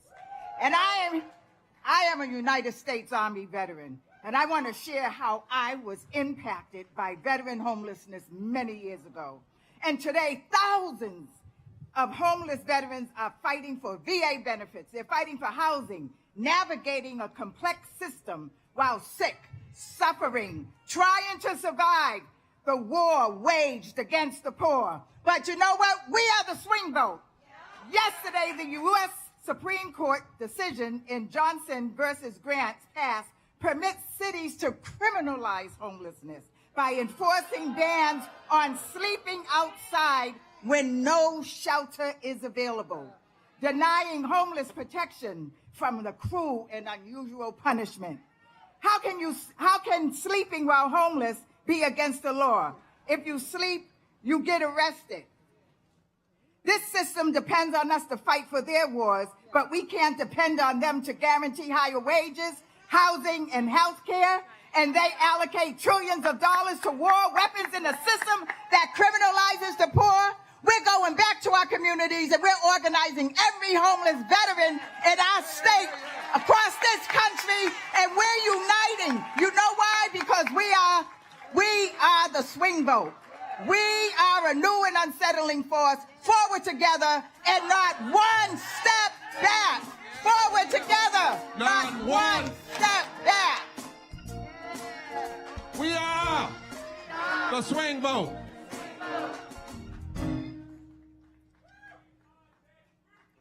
My name is Darcy Carter, and I'm a member of the Illinois Poor People's Campaign. I have lived my entire life in poverty. I've earned a bachelor's degree in my early 20s, but my life was interrupted by mental illness. Because of my challenges, I am one of the 135 million Americans who are poor and low-wage workers. For 30-plus years, with income from SSDI, SSI, and SNAP, I have struggled to live on less than $1,000 a month. Does that make me a welfare queen? No. What it makes me is a woman with an issue of poverty. Yeah. We lose 800 people every day to poverty. I lost my father and one of my brothers to poverty. Poverty was not the cause of death on their death certificate, but I know and we know that poverty kills. Together, we will usher in a third Reconstruction and a moral agenda to save our democracy, and we will abolish poverty. We are the swing vote, and we will be heard. We are the swing vote, and we will determine every electoral contest in every state, in the Congress, in the White House. Forward together! Shout it, we are the swing vote. Well, we got one more. A hollerer from the mountains of Appalachia in West Virginia. Hello, everybody. My name's Pam Garrison. I come from the third poorest state in the nation, West Virginia, and it's not the people's fault. I'm here today to tell Congress to stop the lying, stop the cheating, stop using the same old smoke and mirrors to keep us poor and struggling. I was a minimum wage worker most of my life. In 1977, I was making $2.35. In 2024, it is $7.25. In 47 years, it has raised $4.90. Listen up, everybody. Listen up. You know, and the poverty index has been even longer. They ignore our cries for a living wage, but blame us for the inadequate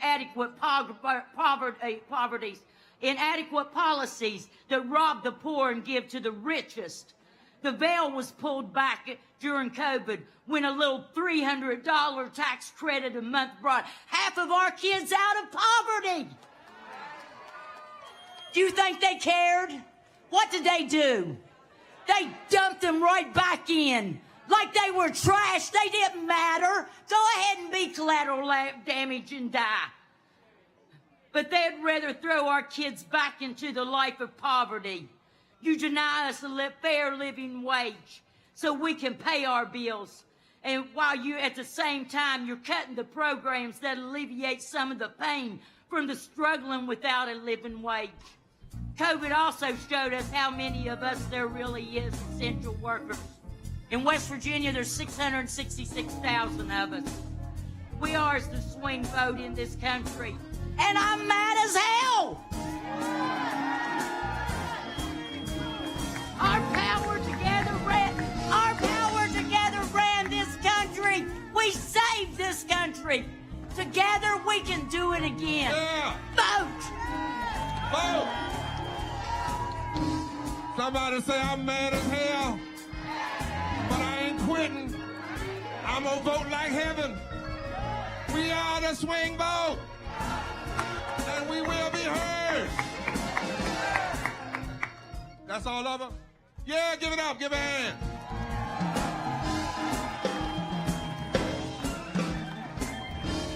Check out your video screen from Common Cause.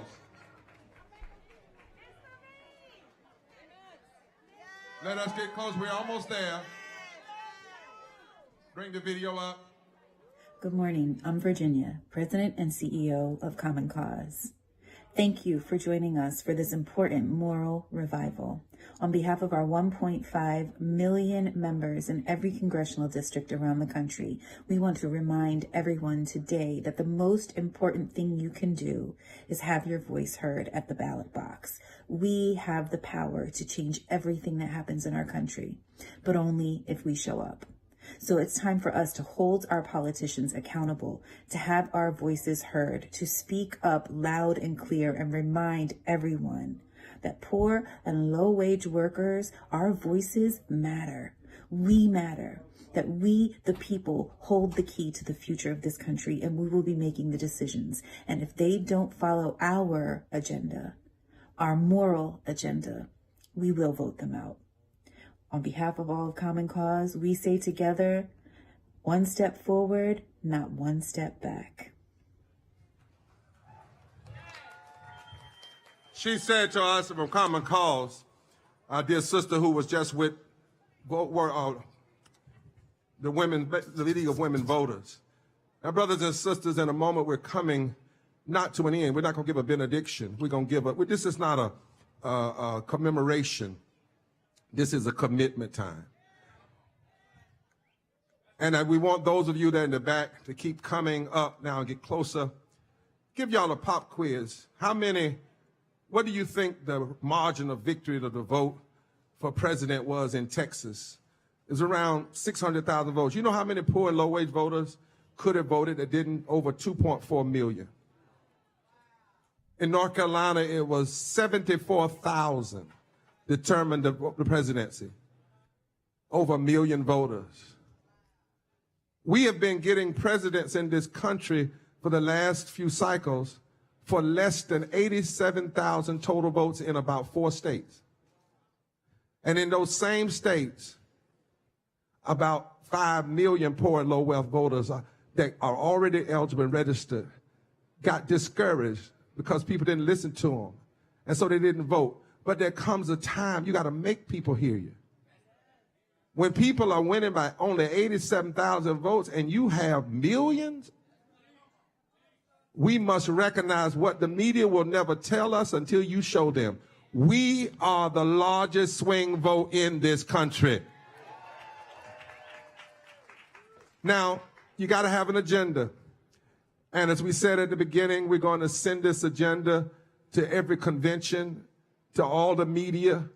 But today, Attorney Shalley and Reverend Kaz are going to come. And that's why we're telling folks to come close, because we're going to affirm this agenda so that they hear we are united. Don't come telling us a bunch of stuff. We want to know, if you want these votes, where do you stand on these issues? Come on, Reverend Kaz. Come on, Shalley. And let's give it up for them as they come.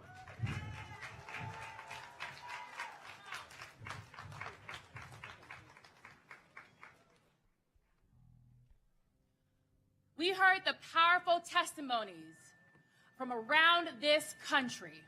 We saw that the policy issues somewhere here is also the policy issues somewhere there. They cannot divide us by this state or that state. And we're here to talk about what those 17 policy demands are. These demands emerge, these 17 actions emerge from the demands of the poor, the 140 million poor and low-income people in this country who are working for too hard, for too little, for too long. And they are part of our call for a third Reconstruction agenda and resolution to end these injustices here and now. So call out with us if you are with this agenda. Are you ready? We are here to abolish poverty as the 4th leading cause of death.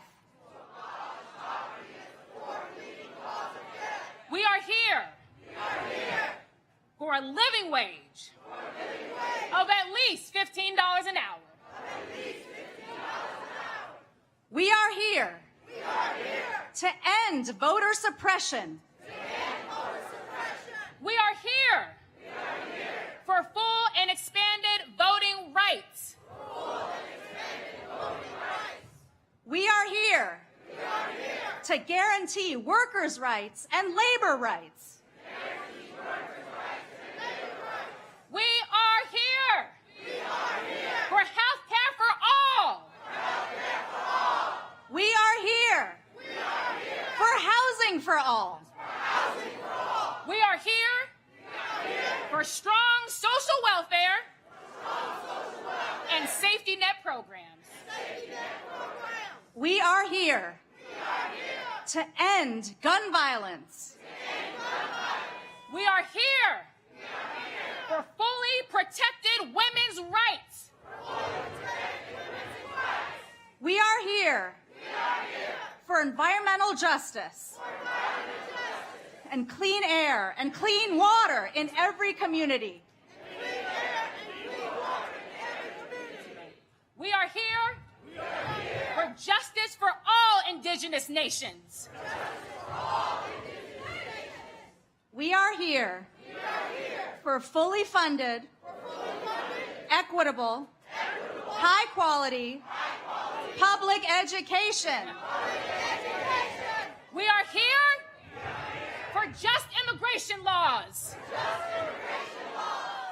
We are here to address militarism, the war economy, and we are here to stand for peace, not war. We are here for an immediate, long-term ceasefire, a release of all the hostages, and an end to genocide around the world.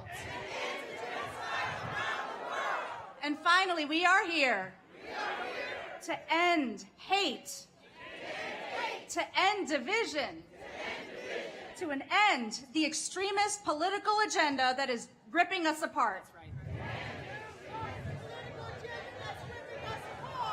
We need a resurrection of justice, of love, of truth, and not an insurrection of injustice, lies, and hate.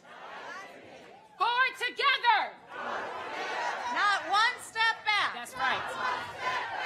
If you affirm that this agenda can unite all of us, from poor and low-wage people to labor, to religious, to people of faith, people not of faith, regardless of what color we are, what creed we are, what sexuality we are. If you affirm that, shout as loud as you can from the back to the front. We are the swing vote. The swing vote. And Mr. Politician, Miss Politician, if you want these votes, our votes, our demands, talk about, agree with, put in practice, our demands, and we will vote like never before. We are the swing vote. The swing vote. Thanks, Attorney Shelley and Reverend Can.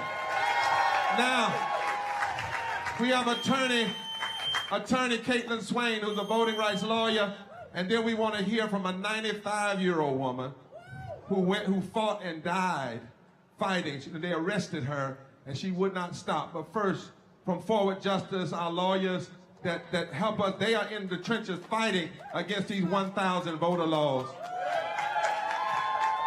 Voter suppression laws. Forward together. This month marks 11 years without the full protections of the Voting Rights Act.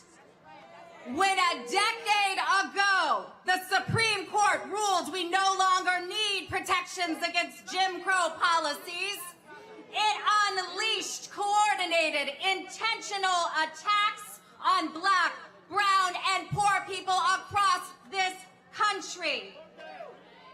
Why?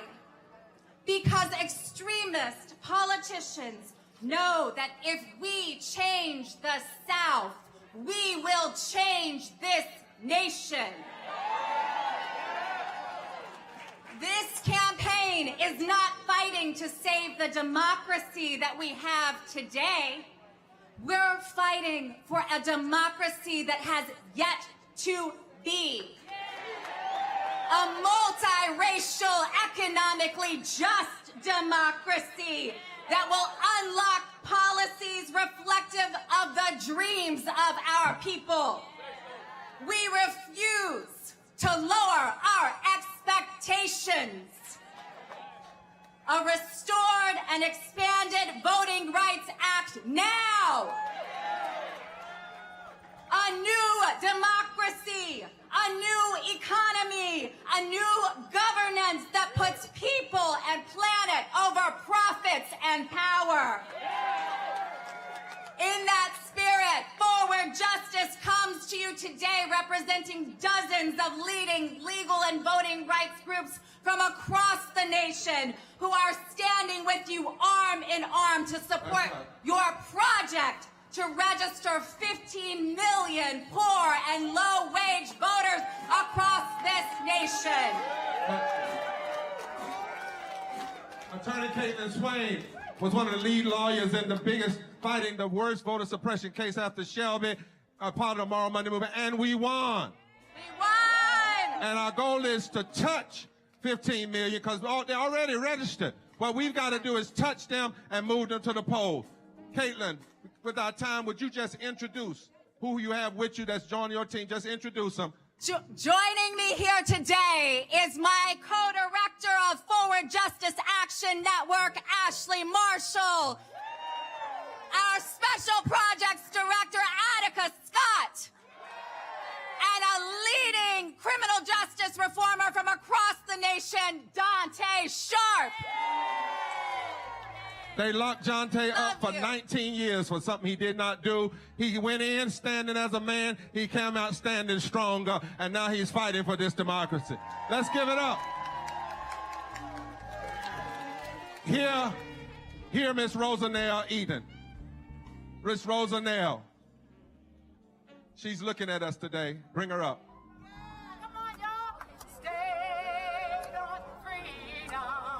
Now we need to commemorate, we need to motivate, and we need to educate for the good of the people. The other night, when they announced something about some fraud, I said, why they keep lying? Because, and I want to tell you what I got up there in the hot seat time after time, is that they were doing that to set us back. That's right. And we should get interested. Everybody, go home. Tell the people. Be on the street. Don't just go to the store to get groceries. Go there, and if you see somebody, tell them about the movement. I didn't plan the march. I want heels out on my shoes. You got to open up your mouth and be a committee of one. I can tell you. Say, we the people. We the people. We the people. We the people. We the people. We the people. Say, fed up. Fed up. Fired up. Fired up. Fed up. Fed up. Fired up. Fired up. Thank you so very much.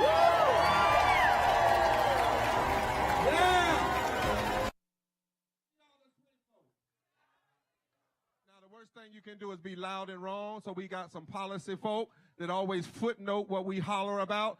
Two of them are going to come. A bunch of them come, but two are going to speak because these are the kind of policy folk you got to have in a movement on the team because people will question what you say. So you got to make sure you got somebody that can footnote. Thank you. Good afternoon. The policy groups join the lawyers, join the movement groups, join the unions, join the faith groups. We are all one. I'm John Cavanagh from the Institute for Policy Studies, a close policy partner of the campaign for its entire 8 years. We are proud to be one of many policy institutes to join this action as partners. Our job is to make sure the demands and the statistics of the Poor People's Campaign are accurate and they tell us the truth. Today, you will hear from 3 experts on the economy, on racism, militarism, who will tell us how the 17 demands of the groups that have come together are sound economically, are vital for the health of our nation, and for a dignified future for the close to 140 more million poor and low wealth people in this country. You'll first hear from Phyllis Bennis of the Institute for Policy Studies, then Algernon Austin of the Center for Economic and Policy Research, and finally Lindsay Owens of the Groundwork Collaborative. Phyllis Bennis. Don't leave. We're almost at the end. Thank you. It's wonderful to be here with all of you today. We have just heard an incredible set of demands of what it will take to provide a dignified life for the 140 million poor and low wealth people across this country. The question becomes, where's the money going to come from? How are we going to pay for it? But we know the answer. Look at the federal budget. Where does that money go? We pay taxes. We pay at a higher rate than the billionaires and the corporations, but we pay. But where does that money go? Let's look at the military budget. Let's look at the military budget.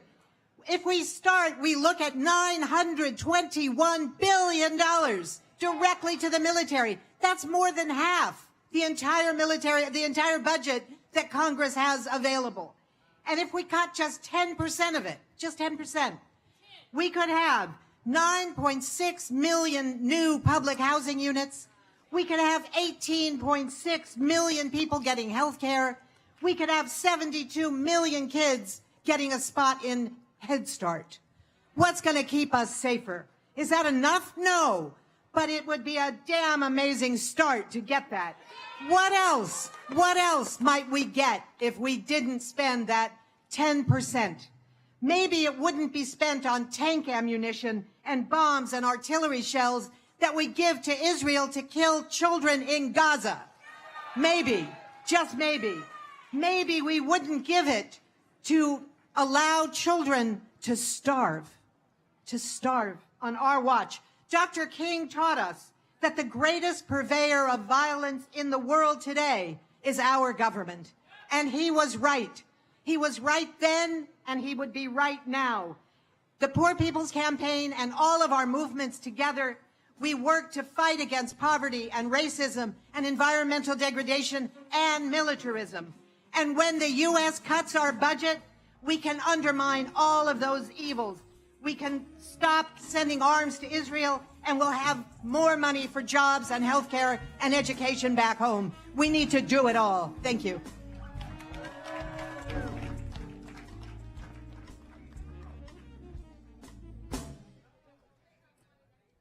Don't leave. Come on down. Come on down so we go. We're going to move quick. 1 minute. 1 minute. Come on, let's go quick. My name is Algernon Austin. I'm the Director for Race and Economic Justice at the Center for Economic and Policy Research. One of the best ways to reduce poverty and end low wages is to make sure that everyone who wants to work can have a good job at a living wage.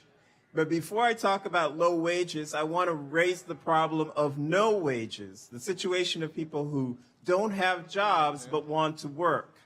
Last month, there were 6.1 million people who were officially counted as unemployed. There were another 5.7 million who were unemployed, but because of technical reasons. Wait just a second. Anything that's not approved by this campaign, put it down. We have our own over here that's coming out in a minute. Thank you. We're going to stay unified now. We're going to stay unified. We're not going to start that. We got our own casket over here. Thank you so much. Come on, sir. There were another 5.7 million people who were unemployed, but for technical reasons were not counted as unemployed. And there were 4.4 million people who wanted to work full-time but could only find part-time work. When you total these numbers together, you get over 16 million people who are still needing work. We are an extremely rich country. We can put these people to work if we elect politicians who care about the poor. For people who do work, tens of millions are earning the minimum wage, but it is far too low. The federal minimum wage is $7.25 an hour and has been stuck at this level for 15 years. Thank you so much. I'm going to take a little pastoral privilege as bishop today. You can be mad with me later. But I need the folk to come on, because we need to come on up. We need to stop. Let's thank our policy people who are coming. You can get all of their information at Kairos, at the Center on their web, at Poor People's Campaign on the web, and at Repairs of the Breach, because we all work together and we got to have the footnotes. Let's all come together now. Thank them. Now, what we want to do now is normally when folk do a commemoration, and we're going to bring the faith leaders up. Normally when people do commemorations, they commemorate and talk about what folk did back then. But when you do a consecration, the policy folk can step off, faith leaders come on. When you do a recommitment, you say, because they died, we're going to live. That's what a resurrection is. Say, that's what a resurrection is. And we know that when we talk even about America's military, it ain't just America's footprint in Israel. You got America's footprint in war going all the way back to the unnecessary civil war that we should not, and took us here, and Vietnam and a whole lot of places. And even today where people are facing genocide like Yemen and the Congo and Somalia. And what our movement is saying is but we got to start here. 295,000 people dying a year from poverty in this country. If you don't care about those deaths and talk about those deaths, how do you have credibility talking about deaths somewhere else? That's why one of the things Dr. King did, he always said to America, how in the world can you criticize what's going on over there if you're not dealing with what's happening right here? You can't do that. That's immoral inconsistency. And so what we're going to do right now is we've asked something unique.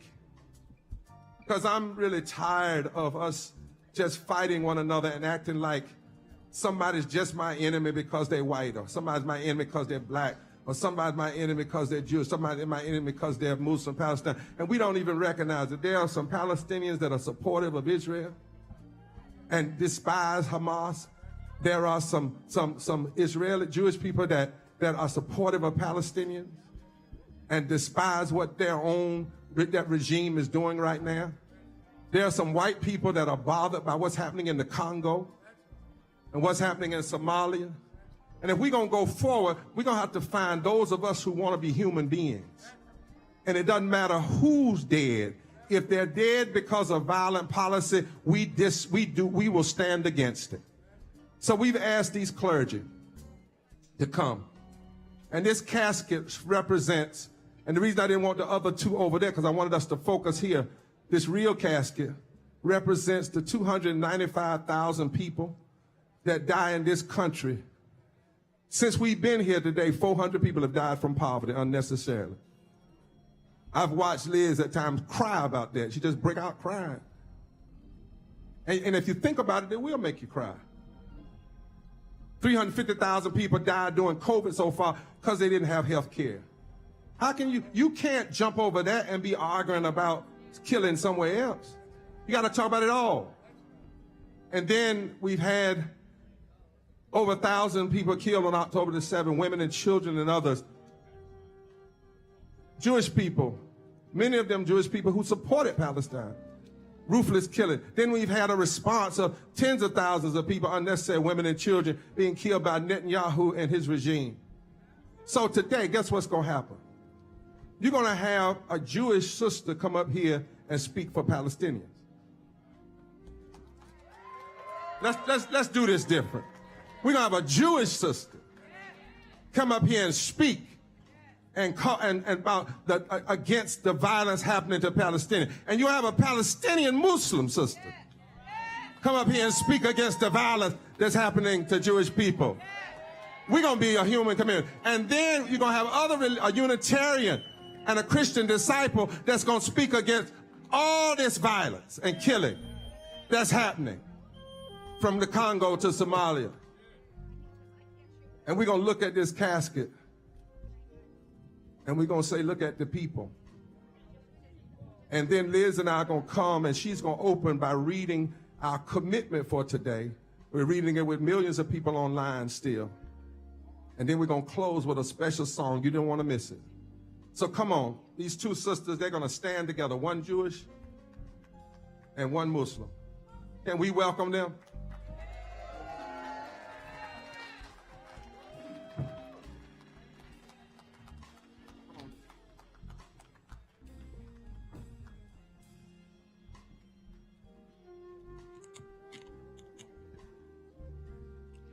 Shabbat Shalom. I'm Sheila Katz, CEO of National Council of Jewish Women. I'm Anila Ali, the CEO of American Muslim Multi-Faith Women's Empowerment Council. Salamu alaikum.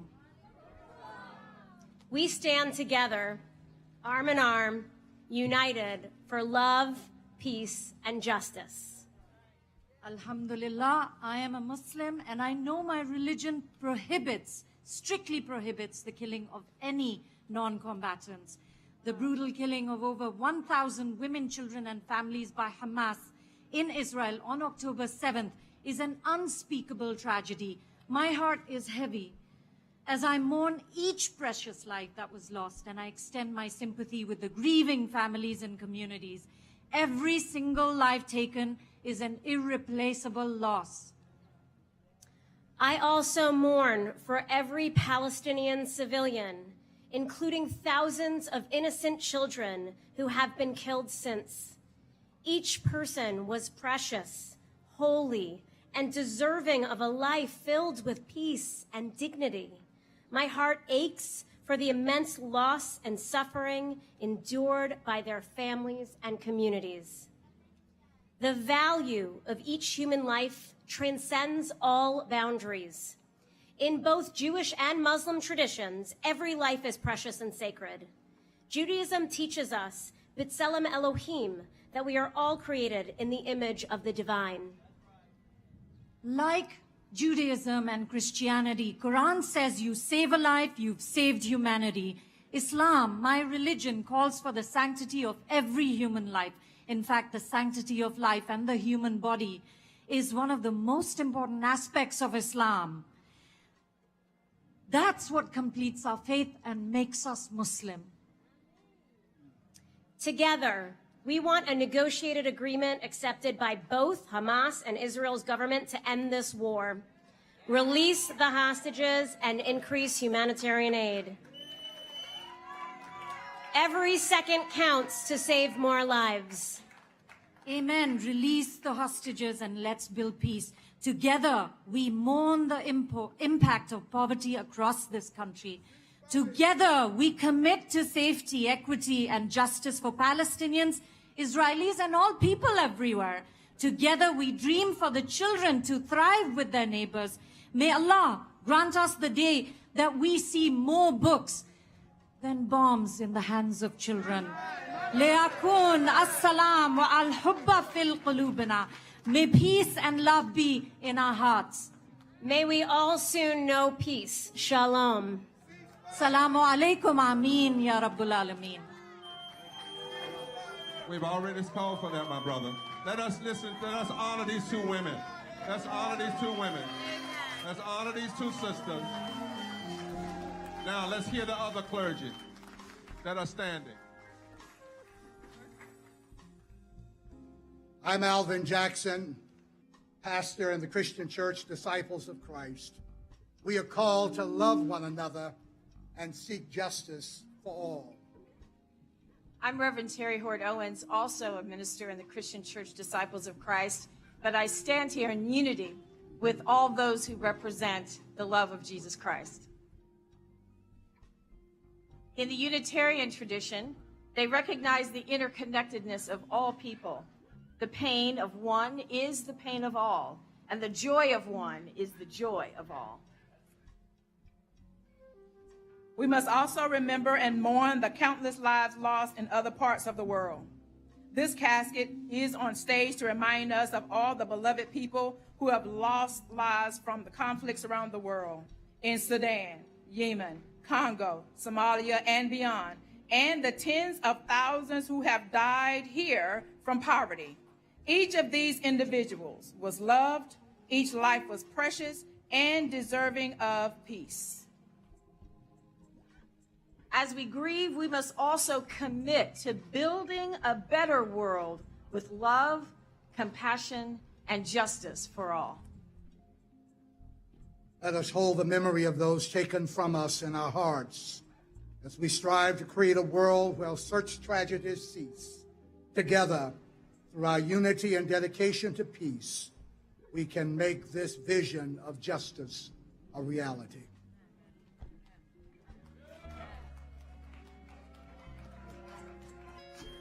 Who today in this crowd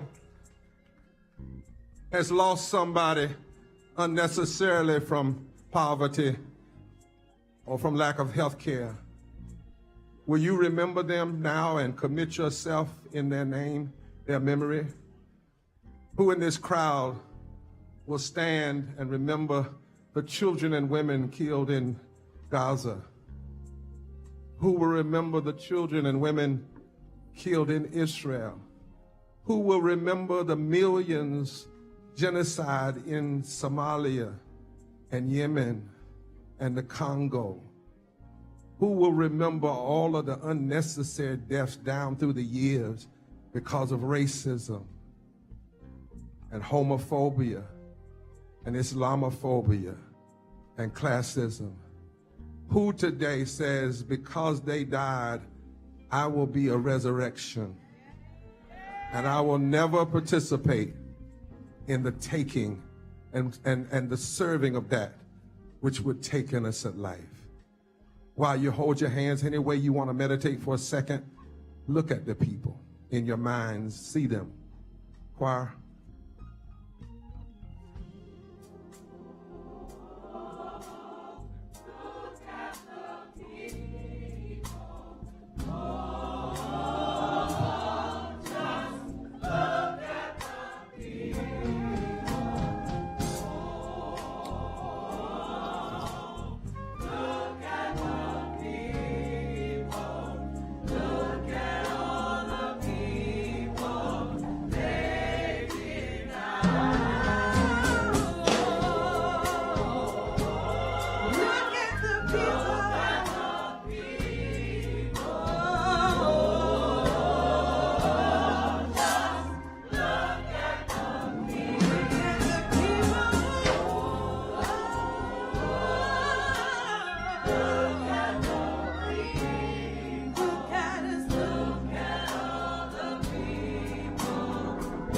Everybody sing it.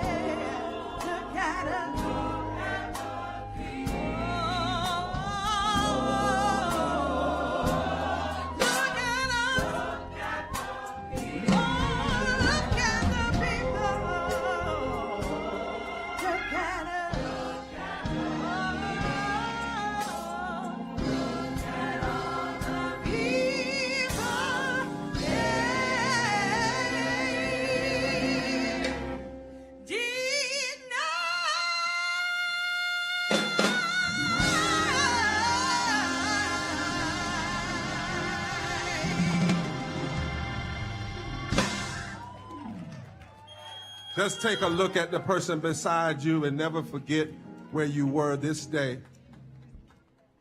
Now, Reverend Dr. Liz Theo Harris, let's give her a hand, is going to come and lead us in our first three sections of our commitment. It'll be on the screen, and then I'll lead you in the final three.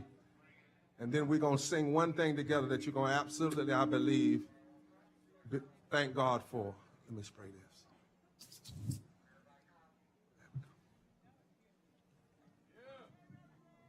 As members of the June 29th, 2004 Poor People and Low-Wage Workers Mass Assembly and Moral March on Washington and to the polls, we pledge to break the silence about poverty, the fourth leading cause of death in America. We are the swing vote.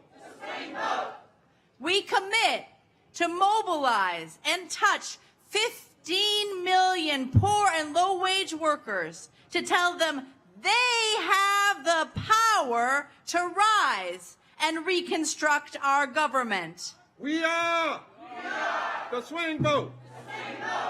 We refuse the cynical approach of those who embrace systemic racism, systemic poverty, environmental devastation, the denial of health care, the war economy, and the distorted, immoral vision of religious nationalism.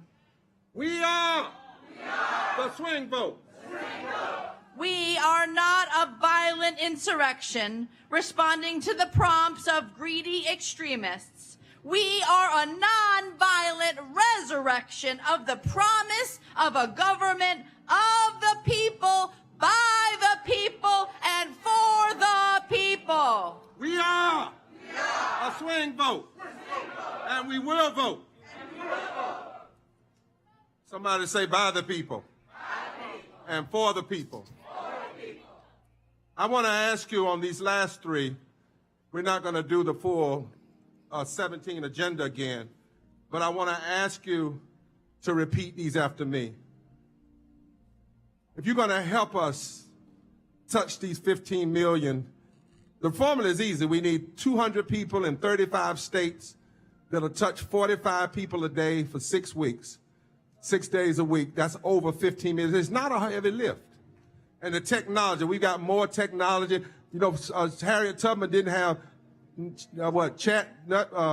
email. She didn't have Twitter. She didn't have talk, whatever. None of that.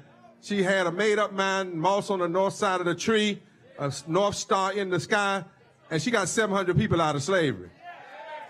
We can never allow our foreparents to do more with less, and we do less with more.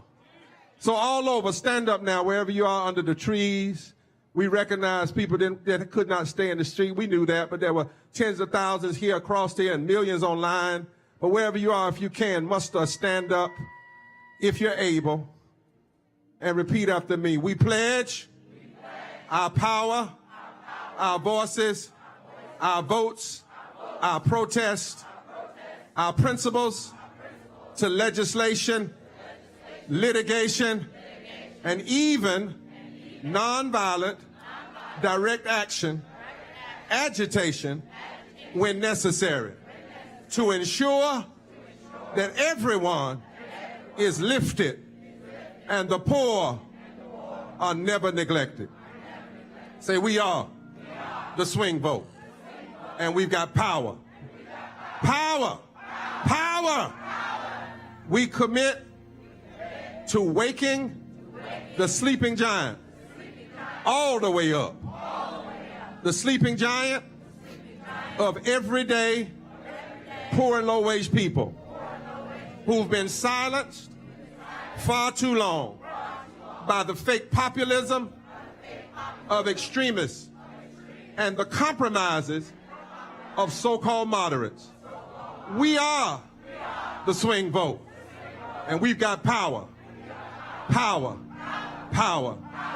We will rise to the challenge to challenge every candidate for public office to make clear where they stand on a just, loving, truth-telling agenda rooted in our deepest constitutional values, which are establish justice, provide for the common defense, promote the general welfare, and ensure domestic tranquility. Our deepest moral values. We are one nation and one people. And our deepest religious values. Good news to the poor. Every nation will be judged by how you treat the least of these. When I was hungry, did you feed me? When I was naked, did you clothe me? Prison, did you release me? Sick, did you heal me? When I was an immigrant, a stranger, did you welcome me in? Now, somebody's been hurting our people. Somebody's been hurting our children. Somebody's been hurting poor people. Somebody's been hurting us. And it's gone on far too long. And we won't be silent anymore. We are the swing vote. And we got power. Power. Power. Power. And we will use it. And in remembrance of all those that came before us, we're going to take a song back and bring it forward. We shall overcome. Special rendition today, but not we shall overcome someday. We shall overcome today, because we've got power together. We're going to step aside, let the choir sing, and we're going to close when they finish their last note. You may want to put your placards down for a second. You may want to hug somebody. Tell them, I'm glad I'm fighting with you, not fighting against you, but we're on the same team. Everybody under the tree, wherever you are in the back, I see y'all. You see them, Liz? All back there, all around. Come on, choir.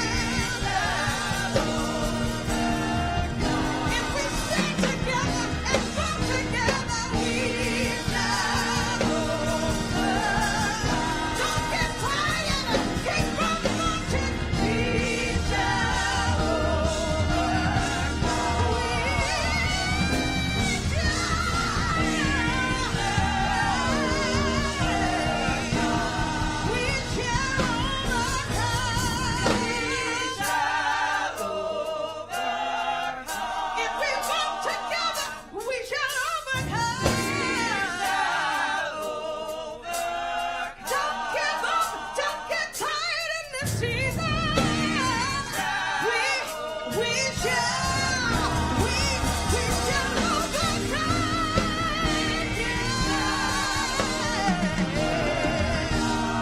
overcome.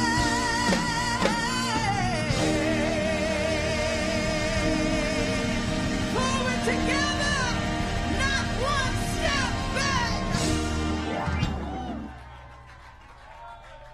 Say now, henceforth, and forevermore. We shall overcome. Today.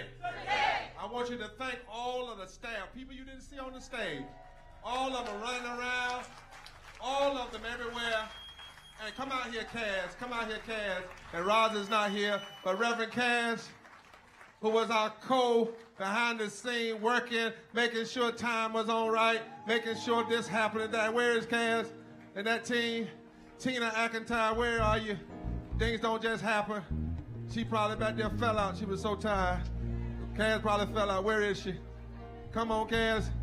Come on, Cass. All the organizers, where y'all? But I want Cass to come up. You know, she been keeping us up till all in the morning. We got to sing We Shall Overcome. She wasn't letting us fail. Where's she at? Give a big hand, Pa.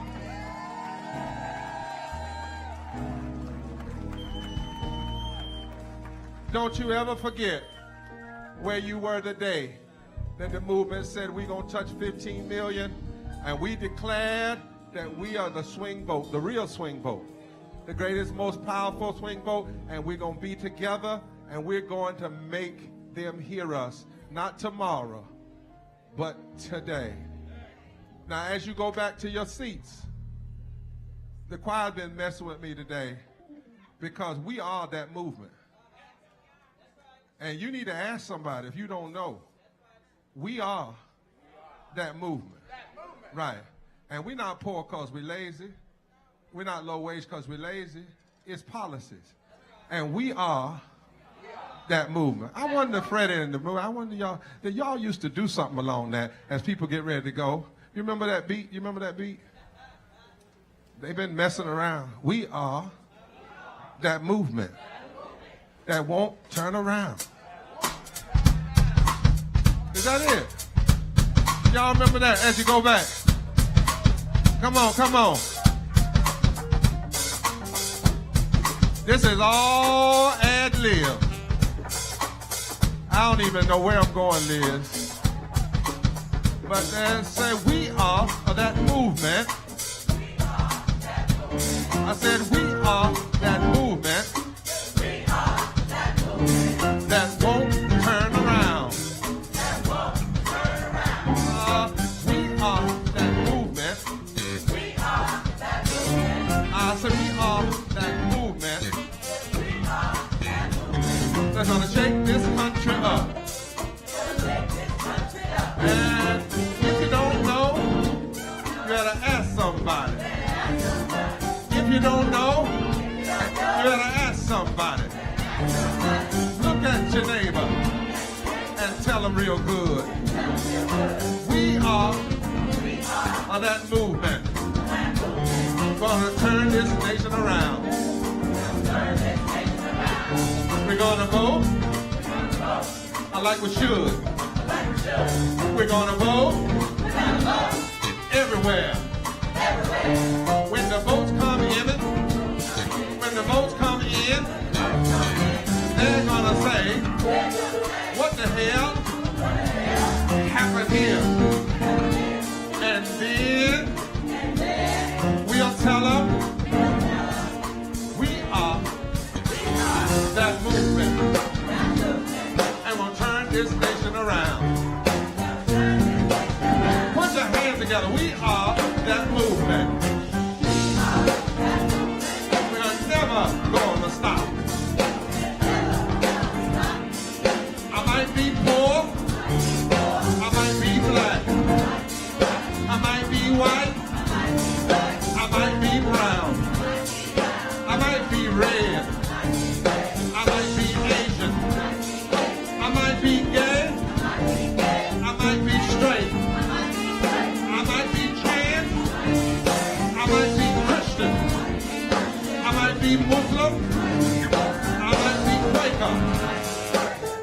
be Asian. I might not even know all that I am.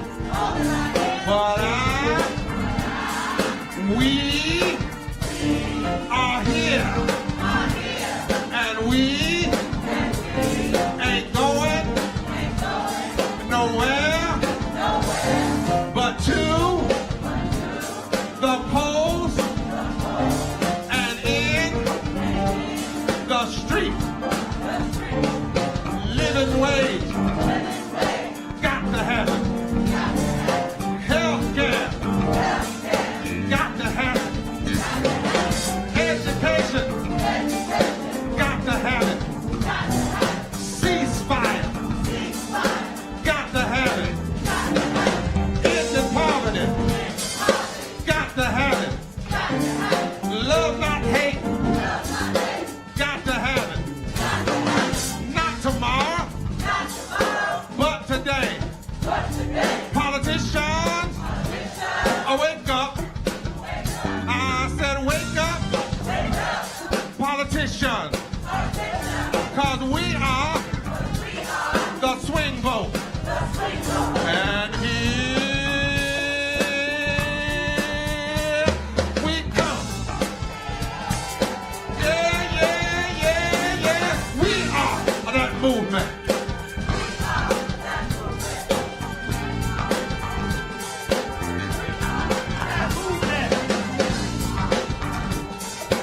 We are